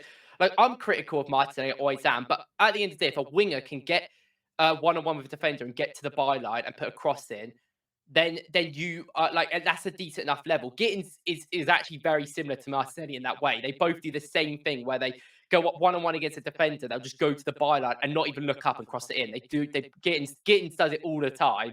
And I'm like, that would be helpful and stuff. But in central areas, being able to pull players out and then you can get Saka to move more into the centre and Martinelli or whatever winger we have, I think would help so much. And that's why when people say Arsenal need a striker, we obviously need a striker, but I'm it shouldn't just be based analysis on we need a striker. We need a lot more than a striker. Oh, We need 100%. we need a dribblers, we need a winger, we need attacker midfield.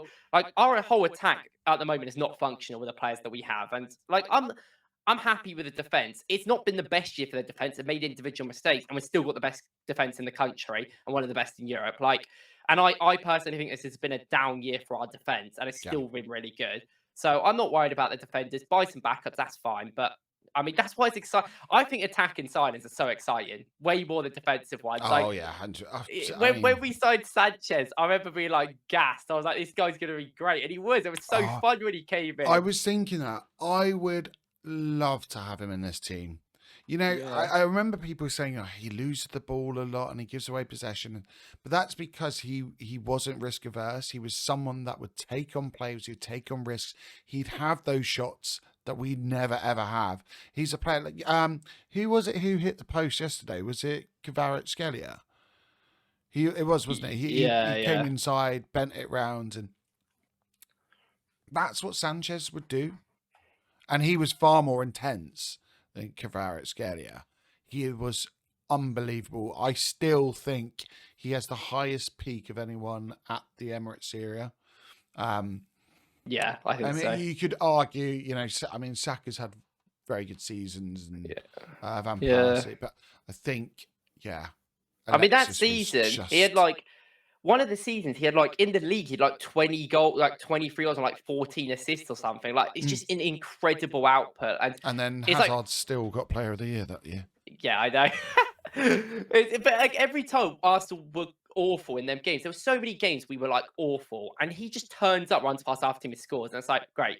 I know it's easy to say then do, and I get not every player in the world is going to do that, but we haven't even signed youngsters that could have the potential to do that in the future, like a Gittins. We've just gone, we're signing a 30-year-old Trossard, and we're going to play him all the time because we have no options, and a 30-year-old Sterling, and a child, but we don't actually trust the child enough to play. So he's going to be our attacker midfield and right wing backup, but because we got rid of Vieira and Smith Rowe, but we're not going to use him. Yeah, no.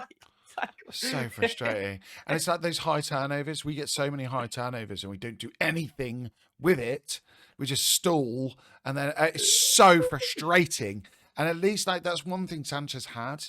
He'd win it in high spaces and just drive. It was so obviously what he was going to do, but it's so difficult to do anything about it. The best trait I think a footballer has is just being decisive. Like, even if especially in attacking areas, and this is one of the reasons why I love Nunez, and I know a lot of people might not, but he just does things. He'll get the ball when he has an idea. I'm going to shoot. I'm going to pass. I'm going to run at players. It doesn't always come off, but no, in his mind, he never has like the doubt of being like, let's not attack and let's pass it back. He just never thinks that, and he's always wants to attack and switched on. And I just think we don't have any players like that. In my opinion, your players that I don't think wingers nowadays have been built to do that. And I don't think necessarily in the Prem they work like that. But I think from a striker or at least an attacking midfield perspective, they have to be like that. And I don't want to bring it back to Odegaard because I love Odegaard, but it's clearly his confidence has been shot to pieces and his decisiveness is not there. He doesn't want to make passes. He doesn't want to do things. He doesn't want to make attacking effort. And it's just causing us many problems. And we just need to just buy players that have got that sort of Miles Lewis-Skelly gene where they don't care and they just will do things even if it doesn't come off, because that is how you attack in this day and age. We might as well actually go into the game. I mean, what have we got? We've got an hour and 40 minutes, man.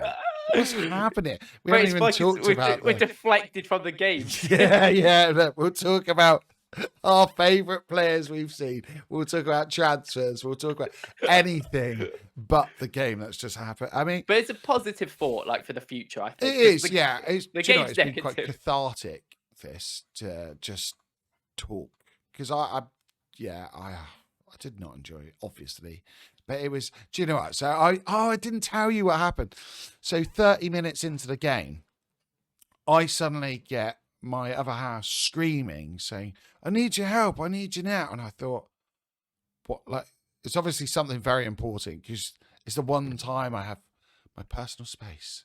Like now, I've always got, a child throwing some object at me or saying, Daddy, can you come and see this or do this? So I thought, oh no, what's happened? And my daughter had thrown up, projectile vomited everywhere in her bedroom. So I was true story, scooping it up with a serving spoon and a saucepan. So that was enjoyable. And it was so ironic. It's like this game and this current scoreline has made me want to vomit, and here I am clearing up my daughters. But it was so I didn't get to see everything, and nor will I watch it back. This is something I have never said publicly, but I'm gonna say it now because I actually don't watch Arsenal's games live, like ever. Oh, really? I there's a rare occasion, but I get so nervous that I just cannot watch them. So what I do is like I just go to sleep for the games, and then I just wake up after, and then I'll obviously rewatch it or do a video on it, and then like get my thoughts because it's easier for me to analyze things when I don't have that emotional impact. I do agree with that. And I know when I do have that, like sometimes it really makes me like skew my opinions of stuff. It's easy for me to analyze games when I don't care like that much. Like, the Inter and Barca game, I was sitting there like, oh, this is happening. But when it's Arsenal, I just can't do it. And I will watch when the games matter. I won't watch them. When I don't think the games matter, I watch them all. Like there has been games I have watched. Like I did watch quite a few last season, but this season it's just been rough. So I barely watched any. Like or at live. I watched the Carabao Cup games though because I thought, yeah, fair enough. or whatever, but. Yeah, I usually just watch it after, so I kind of know what's going. Like, I don't know. It's like the same with me in TV shows. I love watching a TV show when I know what the ending is, because it's too tense. I get too annoyed because I'm like, if this happens and I don't want it to happen, it'll annoy me. So I can only watch. I only like watching things when I know the ending, because then I'm like, oh, how did we get to the ending? So when you're like gaming and stuff, do you like kind of like find out what's? Do you do that as well? Do you kind of look forward and go like, okay, what's coming up and?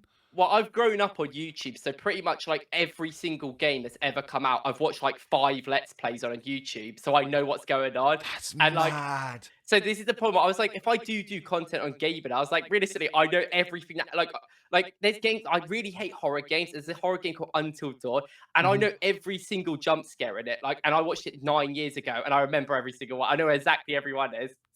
So I'm like, if I all did the content, I'd just be like so disingenuous. Either that, or you'd be so desensitized to everything, it would be just the worst content ever. Just you going, never jump scare. Yeah, cool.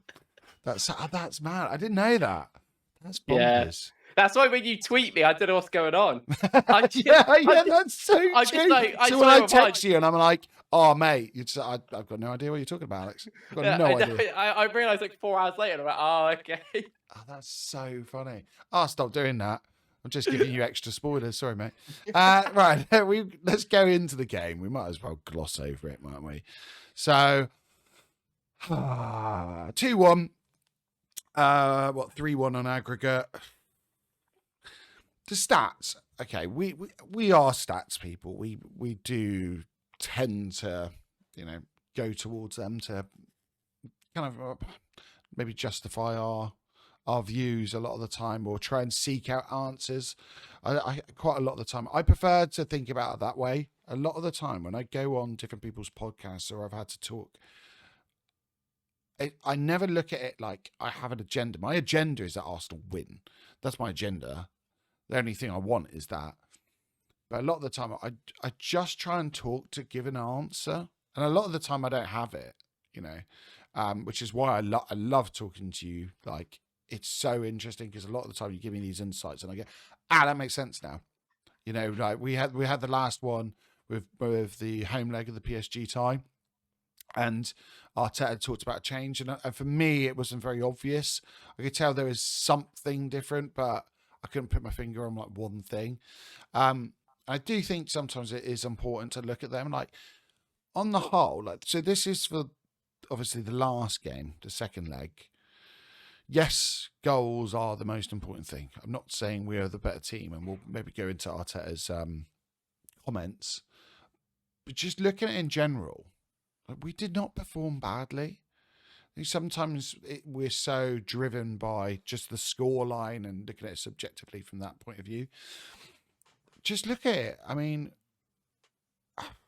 shots, expected goals, open play shots, possession, passes, field tilt considerably, 72%. Final third entries, zone 14 touches, deep touches, even down to dribbles, successful dribbles and dribble attempts, tackles. I mean, not tackles, sorry, but for the most part, we have like dominated that on paper from stats. And if I go to the next slide, I'll bring it up. Over both legs, the story is the same. Even if you're looking at, so if you're looking at that left hand side, so those of you that aren't kind of familiar with the work that Scott Willis does for Cannon Stats, essentially that red line is showing where we're further in front for all of our chances in simple terms. We were never behind on that, but we don't have those moments players, and we don't seem to create those. I want to say create those clear-cut chances, because if you look at the XG for each of their goals, I mean, there's essentially 0.1, aren't they, for every single one? They're nothing. Were we the better team? From your point of view, take the emotion out of it, because I know you don't watch the games live now, so you're a emotionless statue. I don't have an emotion. Like, genuine, were we the better team? It's so weird. No. I want one word answer. I don't know. But I think in the second game, in that first half, we were really good. Like, I can't even argue. That first half, we were incredible, and we were way better than them. I think over the balance of the two games, I would say it's kind of even. I know it's a bit of a cop out, but like I know what you mean.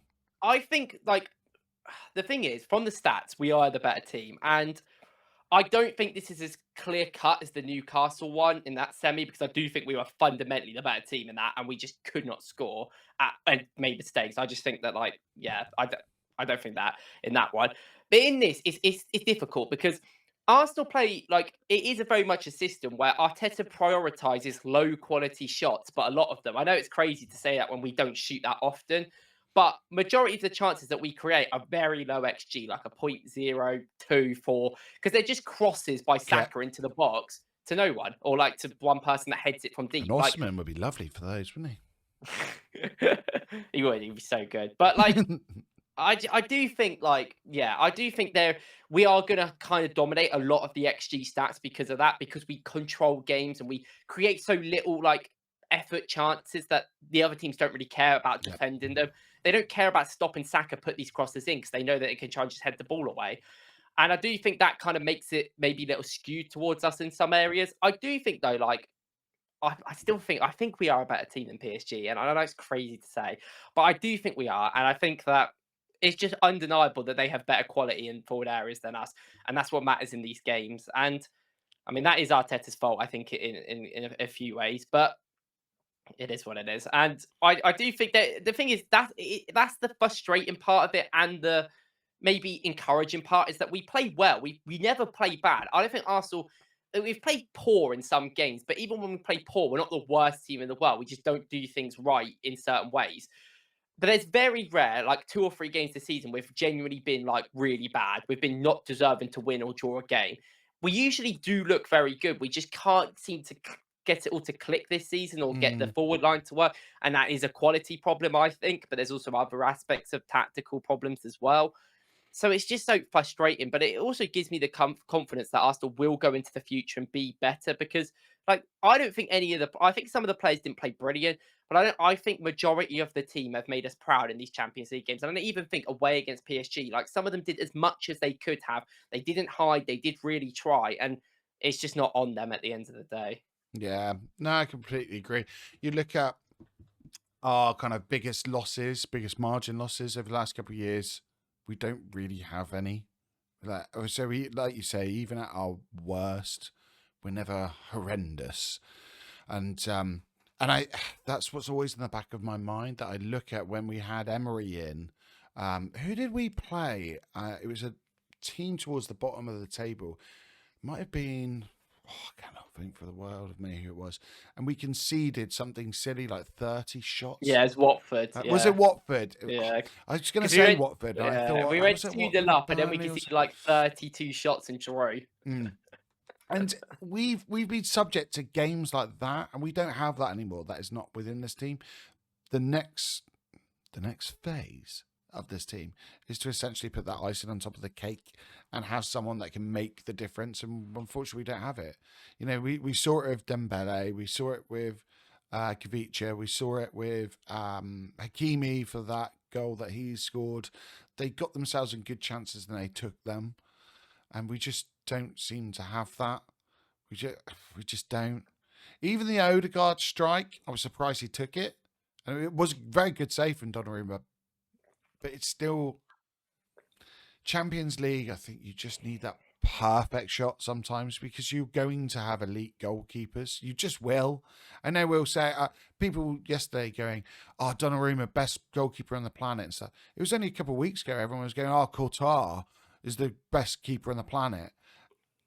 You play against Atleti and everyone will say, "Oh, Oblak is the best goalkeeper on the planet." And Liverpool, "Oh, Alisson's they're all elite goalkeepers." So unfortunately, you have got to be able to put it in the back of the net. And whether that is because Odegaard lacks that power to beat the goalkeeper, or lacks the precision, so it's like perfect.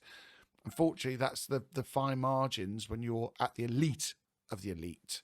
You know, and I think we are at that top table now. But we're not the heads of that top table. It's the same. Yeah, it's the same arguments I have with our players. Like, I know Martinelli is good and he's a good winger, but is he an elite winger? Is he at the moment, has he progressed to be one of the best in the world? No. Like, and if we want to inspire to be that, he can't be starting for us. And he's not the only player. There's many players. Like, we can have the same arguments with Odegaard. Like, I would still give him time considering his injuries, but like there is these question marks there. It's the same issues I've had with Partey. Partey's a good player, but he's not elite anymore. Mm-hmm. He's elite at certain things, but I don't want I just want you to be a solid DM that isn't, doing mental things, or honestly, like, just being a DM is just half the time you just need to be calm, and it's why I prefer Jorginho. It's definitely like a player style. I prefer that calmer DM in, which is why I like Supermendi. But I just think, I don't know. I feel bad for Saka. I feel bad for Gabriel. I feel bad for Saliba. I feel bad for Timber this season, considering the injuries he had last year. Like, these players have done as much as they can and are elite. They are elite. I look at them and I go, they are some of the best players in their position. I know you're not going to get that around the whole team, but just have players that can contribute, at least in ways that it's not like we have to focus on them. And Arteta's, I mean, he's got a few weaknesses, but one of his biggest weaknesses is his recruitment. So, I mean, it's going to be massive to see what he does this summer. And these games have not. It's not the first time this game has happened, is it? Like, it's not even just how it started, wasn't it? About insanity, you know? Yeah, it's the same game where we dominate, we play well, but we're just having low quality shots tonight. Like this game in the first half, I think we actually had a good amount of shots that were good, but in a lot of the time we just have low quality shots all the time, or we get Saka to cross it. And there's no like innovation, there's no like ideas there, and there's no like adaptation. It's all just like, we're going to play our way, and that's it. And I get that, but there's sometimes you have to divert from that. Yeah, 100%. I just had as you were talking then, little concept for maybe next week, because let's be honest, we're not going to want to talk about the match. I mean, we'll probably cover it a little bit, but as we did with the tier list that we did, maybe we could have a little look at teams that we think, have been incredible over the years. So like the Centurions, the Invincibles, the Baresi and Maldini partnership, that AC Milan team, the Barcelona team, because I'm really interested in what we think is the perfect ratio between truly world-class players and then those players who are like facilitators that are very good at, just tactically functional players. So say, for example, Man United, I as a kid always looked and went, for me, when I went player against player, I was like, I think we've got better player for player. And you look at Man United, especially like Ferguson was very, very good at getting players like Park, O'Shea, Wes Brown. These are not elite world class players, but he still won the biggest trophies. And I think there's something to be said for that perfect ratio. Real Madrid right now, look at how have they improved? No. Have they regressed? I'd argue they have since they've got Mbappe through the door. Too many world-class players, Yeah, maybe. PSG, have they now got that perfect balance? That they've got some world class players and then they've got some players that do the right job. Like, it's interesting. I think maybe that would be like quite a cool thing for us to go through. And yeah, Liverpool are like a big one as well, aren't they?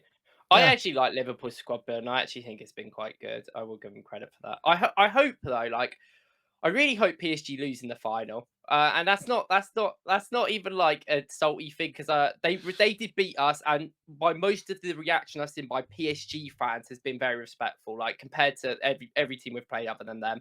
And they find that they do deserve it. They've never won this trophy before. I understand the pain the fans have gone through as well in over the years. So like I have sympathy for the PSG fans, not necessarily the club, because they can just do what they want. And I do think that is very much like a thing that should be spoken about, and people have kind of just forgot that because they've signed some fun yeah, players for once.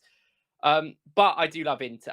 Well, I was an AC Milan fan as a kid, but I love Inter now. I think that Inzaghi is a truly great manager. So respectfully, I hope I hope PSG lose. yeah. I think like Luis Enrique, it'd be a lovely story for It him. would. I The do like pain Enrique. he has gone through, that man. I mean, that's just unimaginable. I can't comprehend what he has had to deal with. It's interesting that we were linked to him as well. I wonder what that would have been like having him, but nonetheless, I think for him it would be a lovely story. But the football It's a purist in me is like, in terms of the club that Inter are, the trouble Serie A have had, and don't get me wrong, they've kind of brought it on themselves with match fixing and all sorts of other scandals they've had. I just think, in terms of like the club itself, I think it'd be really nice for Inter to win it. Just think PSG winning it would be like, I know there's this narrative like you say about, oh yeah, they've got these young players and they've changed their philosophy. They're still spending, as we went through, yeah. and like insane amounts every single year, and the way we cannot do. And they have a team that play in a league where they can rest players in a way that we can't. They, they dominate their league. They have a monopoly of all the young players in their league in a way like Bayern Munich do, basically. And it's And not a level playing field. that is a So good point as well, because I've seen people say that, like, oh, it's not a farmers league. I'm sorry, but like PSG are not the people don't call PSG the farmers league. They call the league the farmers league. The rest of the league is so far off it. Someone actually watches League 1, the individual quality in League 1 is actually very good. Like I mhm. would say there's a lot of talent there. But the managers are still working their way up. They have now started to try and get some good managers in. I do think there's some good young ones in, but there's still a long way. The gap between PSG and the rest of everyone else is awful because of PSG, because they've just been able to buy anyone ever. It's very much like the Bayern Munich thing. Like maybe in clubs in Germany are more intelligent and they've definitely done better with their finances. And Germany in the Bundesliga is a bigger league. But Bayern Munich are one of the reasons why that league has regressed. No one really considers the Bundesliga as like that good anymore. It's not on the same level as a La Liga or a Serie A or the Prem. Like them three are the top, I would argue. And it's because of like this monopoly that they have over all the other teams. And French football is incredible, but like the league isn't great. It's Yeah, still got so many problems because of them. the And league is like the thing, dying at the end of the yeah, day. I You mean look they at got some no of the money. I mean teams. Leon like Yeah, got to the quarters or whatever, and they bankrupt almost. They had to sell all their players and stuff. And they're not the only team. Bordeaux, like they won, Ligue 1 and stuff. A very historic team. They're like in the fourth division because they got relegated because they couldn't pay their finances. Like it happens all over the league, and like PSG being good doesn't like neglect that, especially because they have just spent in to get good. They have just spent more money. It's not like oh, they have been a bit smarter with their money. They have realistically just kept spending money and eventually it has clicked and worked. Especially with Enrique. Like 8 months ago, everyone was saying Enrique was washed. They were saying that his tactics didn't work. I mean, I don't think the Spain like he didn't really help himself when he did them live streams on Twitch in the Euros with Spain, and he was just going through all the team decisions, and they were like, everyone was like, "Why are you doing this?" And then they went out. That didn't help his reputation, and then it didn't help his reputation like at PSG at the start. But I mean, yeah, like if they win it, they deserve it at the end of the day. I do think, considering how many teams are in this Champions League, us getting to the semi-final is a major achievement. That's a Like, huge achievement. and it won't be looked at that right now, but I think, and obviously the season as a whole, we can call like, regression, failure, whatever. But the Champions League in itself has been very much a big success. We've learnt more, we've got better as a team. And there's still been the same problems there of going forward, not having that X factor, but we have made it work to the semi final at least. Like, we've done well to get to this level. Um, I just think if we sign a couple of players, we can compete. We can, like, I feel like this year has shown to people that I know a lot of people are going to take it very negatively, and it's like, oh, it's the year we weren't good enough. But I take it as like, we have shown we are good enough, but we just need a few more people to come in. And I think if we get that right, It's a low scoring game, football, which is always like a hard thing because one goal can just mean you lose, unfortunately. And when you're in knockout football, those margins are even finer because you have one game and then you're out of the entire competition, unlike the league. I think, yeah, I said it earlier, we're at the top table. We're just not the head of the table right now. I admire what Liverpool have done. They've done a fantastic job. They have proven why you need world-class individuals. I think without Salah there, it would be a lot closer. Whether we win it, I don't know, but it would be a lot closer. And unfortunately, I think Saka, although he is world-class, again, he's not that head of and Salah is. He is just, his output is unrivaled essentially from that position. And we've just got to hope that we can close that gap one way or another with the signings this summer. And there's no way around it. I quite a lot, I like to look at tactics and how we can improve. As Rohan says, like that quality is the primary driver, and it is. I remember going on Football's 12th Man before the season started, and Dan said to me, like, who do you want? And I said, I don't care. I just want a moment's player. That's it. I can remember distinctly saying, I worry about Odegaard getting injured. He is like he's essentially like a failure point in this team because we don't have anyone that can cover him. I mean, now arguably Ethan could come in, but at the beginning of the season, that was a no. And even now, I don't have faith in Arteta using him in that position or using him correctly in that position. And we still haven't addressed it. It's still the same position. We need a moment's player. We need someone that can change a game on its head. Someone, like we said, Alexis Sanchez earlier, a player in that mould would be the difference. I just don't know who it is right now and how we get it. I mean, I know who it is. He's up, but I don't know how we get him. And apart from him, I don't know. We just got to make it work, isn't it? Like, yeah. It's like Barcola. Like, everyone wants Barcola, and then he didn't really play that well against us in either of the legs. And he missed some chances. And it's like, I think that's when people start to realise that, like, every player is not going to come in and be like the world beater. They are all got issues. They're all young in certain ways, and they're all going to have, time to have to develop within the squad. I don't think Martinelli is the worst player in the world. I do think there's a lot of wings we're linked to that are probably quite similar to Martinelli right now. But it's not that. It's just we need different players. I think the squad just needs a refresher. We just need fun players, people that are just going to just do something different and give Saka some support at least. Yeah, 100%. Oh, it's been a good one, mate. We're going to go into Arteta's quotes. We're going to go into a bit of Bukayo Saka and, about, big matches. Do you know what? I had a comment from someone, and I don't reply to the comments very often. I try not to bite. And it was on the lineup. Like, of all videos, you're commenting on me basically saying what the lineup is for Arsenal. And they said, it's a shame Saka didn't play against PSG. I was like, you are aware he scored. Like, do you know what I mean? I'm not even going to write it back.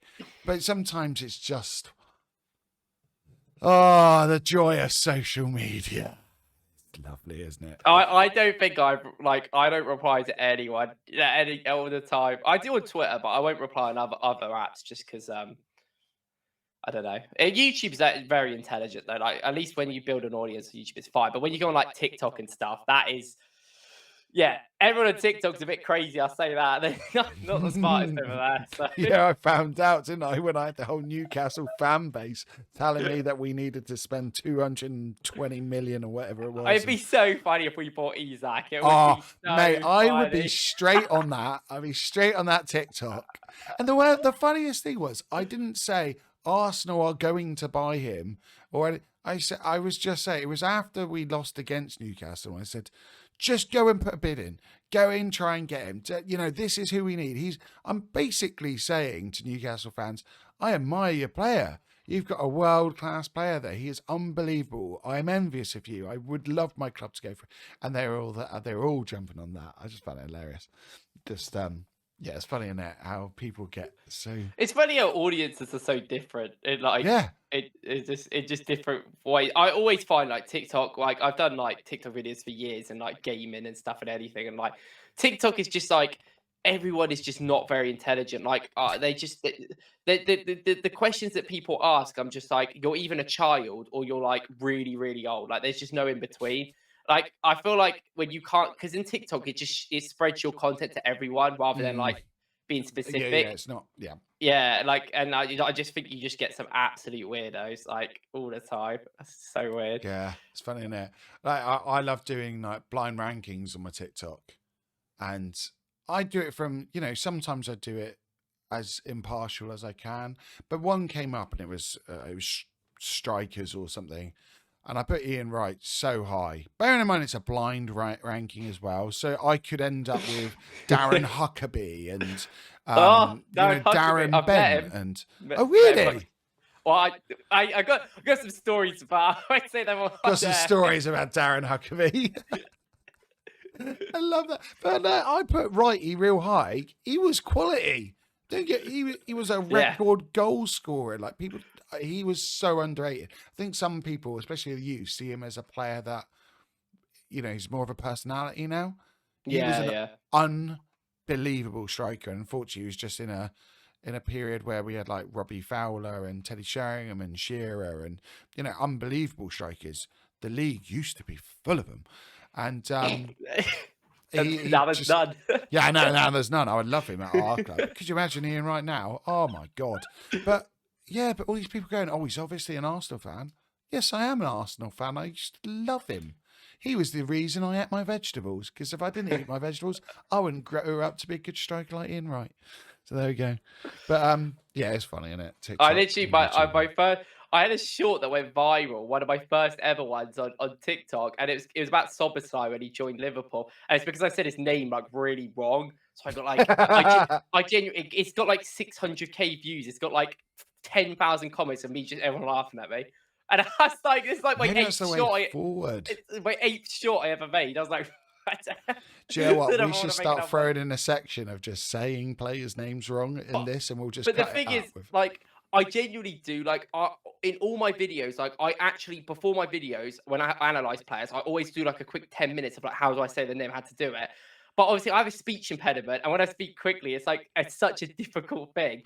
And every single comment I get on my channel is just like, "Oh, great analysis, but you said that guy's name wrong." Every comment, and it's like, well, I can't really help it, to be honest. There's words I just can't say, unfortunately. Mate, I used to struggle with Winari all the time because of the end at the beginning, and I remember I'm pretty sure it was on different Knock Live before it came Canon Podcast, and I tried to say it. And then I went to say it again. I went, Ethan. I'm just going to say Ethan because I say Ethan now, yeah. It's so weird because it's like I can process it in my head, but sometimes it just doesn't come out. I think it's the southern accent coming out, you know, West Country in me. But there we go. There's worse things in the world, mate. There's worse things in the world. Before we finish, I do want to say as well, a big thank you to everyone that has been watching us weekly.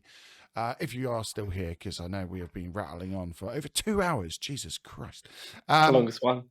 It is, isn't it? But genuinely, it has been. It's really nice that we've already built up a little community. I've noticed that it is like, you know, same people returning each week. It was nice as well, Reece, that we had someone saying, you know, 2 favorite content creators coming together, which is ironic because, you know, I rarely do content. I just make stupid pictures. So like genuinely for me, I know we haven't had big numbers. Onwards and upwards, we will get more numbers, but it is really appreciated because it's nice that you know, as much as I love these conversations with Reece, it's nice that some other people love them too. So it is great. Next week, so I guess we're going to be talking about maybe ratios. Let's have a, what do you reckon? Chat about world-class players. I have a feeling we're going to end up in an argument, aren't we, about who is a world-class player and who's not. You're going to be going, no, Maldini wasn't world-class. The thing is, he was a squad player. Some of them are obviously not going to have as much no nuance, especially if they didn't play in England and they were before I was born. Well, we could go from some English teams, like maybe if we go through the last like 10 Premier League winners. Go through that. We should talk about Forlan, put him in there. Right, just so everyone knows. Reece has just told me earlier that Forlan is his favourite ever player. Yeah, man. When he hit that Jabulani in the World Cup 2010. To be fair, good. That was sick. That was good. Yeah, that's why I love it. That favourite ever player. I don't know. Right. Oh, when he won because he scored twice in the Europa League final against Fulham for Atleti, and I had a mate who was a Fulham fan in school, and I remember being so happy. And I said, even like, why do you care? I was like, because Forlan scored two goals in the final. It's sick. Is he actually like? Is he your favourite player, or is he like your kind of cult favourite player? If that makes any sense, because like I love Nakata. You probably don't even know who Nakata is, do you? Oh my god! Okay, we'll do some research for you, mate. Look up Nakata. He had mercurial vapors, some blue ones. They are just so good. Free kicks, just a maestro played in Serie A. Yeah, he's like one of those players for me. Adriano, I got to see him live, and there was something about him. So it was him and Zlatan up front together for Inter against Arsenal in the Emirates. We beat him, and Van Persie scored a lovely goal. Cruyff turn, rifled out top bins. That was a wonderful game. But he's another player for me that is like a bit of a... He's not my favourite player, but I've got a certain affinity towards him. But is he actually your favourite player? Yeah, literally. Like, as a kid, I was giving you a way out then, mate. Yeah, as a kid, I had like shirts of Athletic. Yeah, I've actually got a Reyes Athletic shirt as well. Oh, that's pretty cool.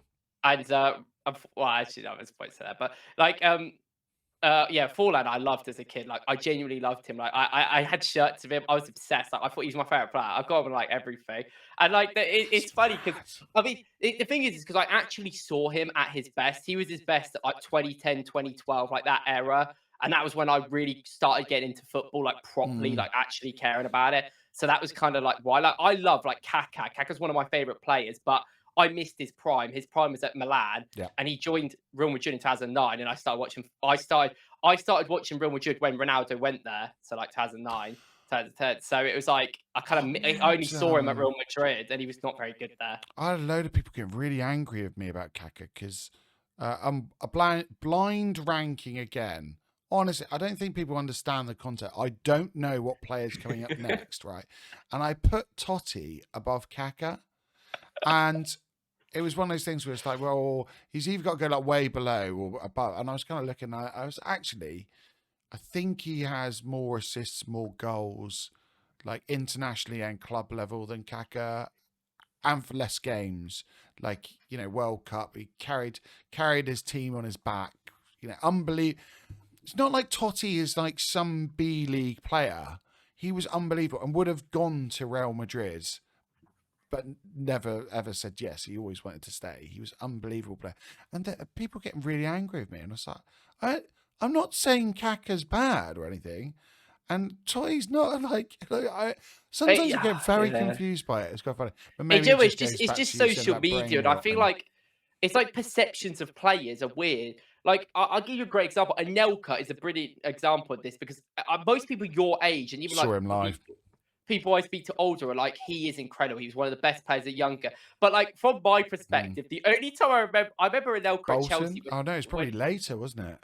Well, I remember him when he won the Prem with Chelsea, Yeah, and yeah. he was like okay, he was like part of the squad. Like Malouda was still better, like all the rest of the team were. But like at West Brom, and he was like I don't know there, and then he did that salute, and then got banned. And like I don't know when I watched him, like obviously that's all I remember. So I don't know him as like an insane youngster. Like Totti is another great example. Like Totti was always a good player for Roma when I watched him, but I never thought, wow, this guy is it. But obviously I missed his like best years at the like thing. And then I don't know. It's kind of the same with Kaka, but Kaka has like that cult legend about him. Like I like him at Milan looked so fun. There's something about Totti, and they're not the same player. There's something about Totti. Maybe it's like the low socks and stuff. Grealish thinks that it was going to be Totti. There's something between Grealish and Totti there. Like Totti was. I don't know how to explain how good he was. Like people talk about Liverpool and Gerrard being like a one man. Yeah. Like I think he pales in comparison, and people will scream at me.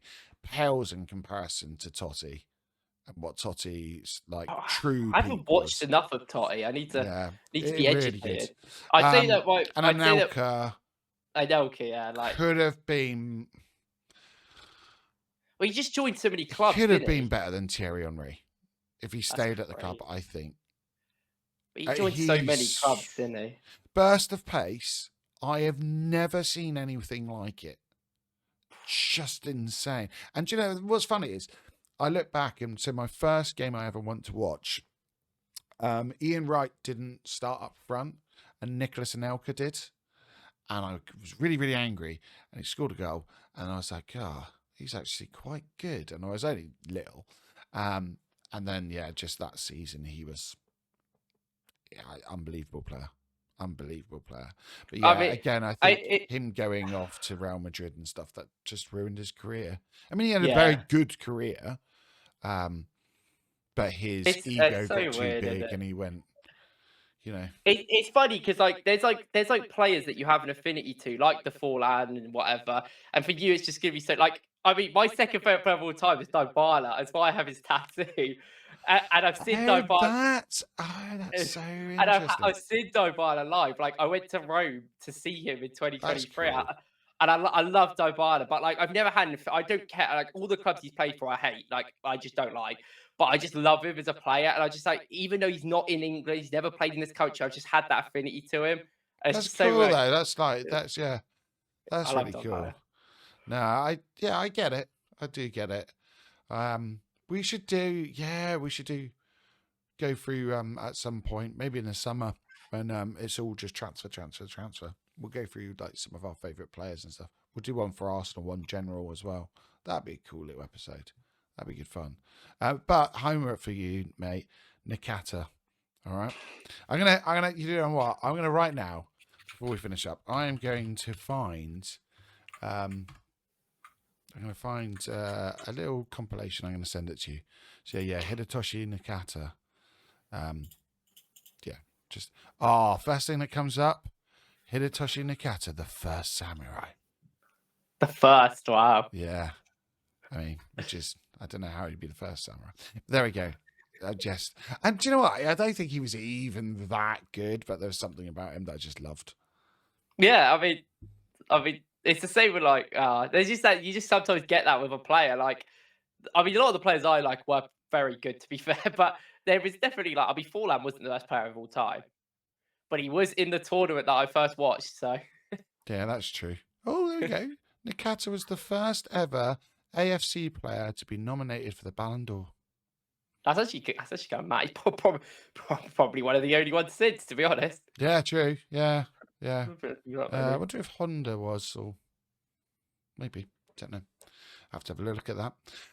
Thank you very much, mate, for the last 2 hours and 18 minutes. It's been a pleasure as always. Yes, I mean it's just easy. I think the thing is, I think this was good because I feel like talking about the PSG game, it's like everyone kind of knows. Like, I feel like we need to look to the future now. Be a Yep. bit positive. That's the main thing. So Yeah, and we'll smash Liverpool now. We'll go to Anfield and win 3-0. It'll be fine. We're not going to, are we? I reckon it's just be a draw. It's going to be just a I'll take a draw. yeah. Take a draw. We need to get. We're not going to get second to this, right? It's not a bad Do thing. you know what? At this point, whatever. Just get Champions League football. It is what it is. Although maybe that would help for transfers. I don't know. Yeah, just we'll get second. It'll be right. And if we don't, I don't think anyone really cares that much. Like it's not going. By next year, we will just forget about it. We'll just carry on. So it'll be fine. Just go get some players in. Come on. We'll be right. We will be back, obviously, next Friday again. Slightly different episode, as we've mentioned. Please drop a follow on our Twitters or X's, if you want to call them that, TikToks, YouTube, etc. Make sure as well you go look at Wackles on his X, because you're not getting enough love on there, mate. Some of your stuff is great, actually. You just I appreciate that. Yeah, I've been focusing on it a lot more now, last couple of days. So if you want to get good analysis, loads of transfer stuff, it's going to be going off on there. So. It's going to be going off on there. That's all it's going to be now, transfers. If I know anything, it's transfers. So. And if you want to hear anything about Diego Forlan, this is your man. He is my my picture on Twitter. He's my cover photo. No, he's not. Yeah, he has been the whole time. It's been like over a year. Is he really? How have I not noticed this? Yeah. Like, I get people ask me like, oh God, he is. I like, thought you meant his profile picture. How have I never ever noticed that? Forlan's the goat. That's interesting, because when I click on it, it doesn't go to it. It's like it's just below. It just says founder of Wackles Football on YouTube, and I scroll up, and then suddenly, out of nowhere, Diego Forlan just suddenly pops up there. We'll be back next week. Cheers, guys. Bye now.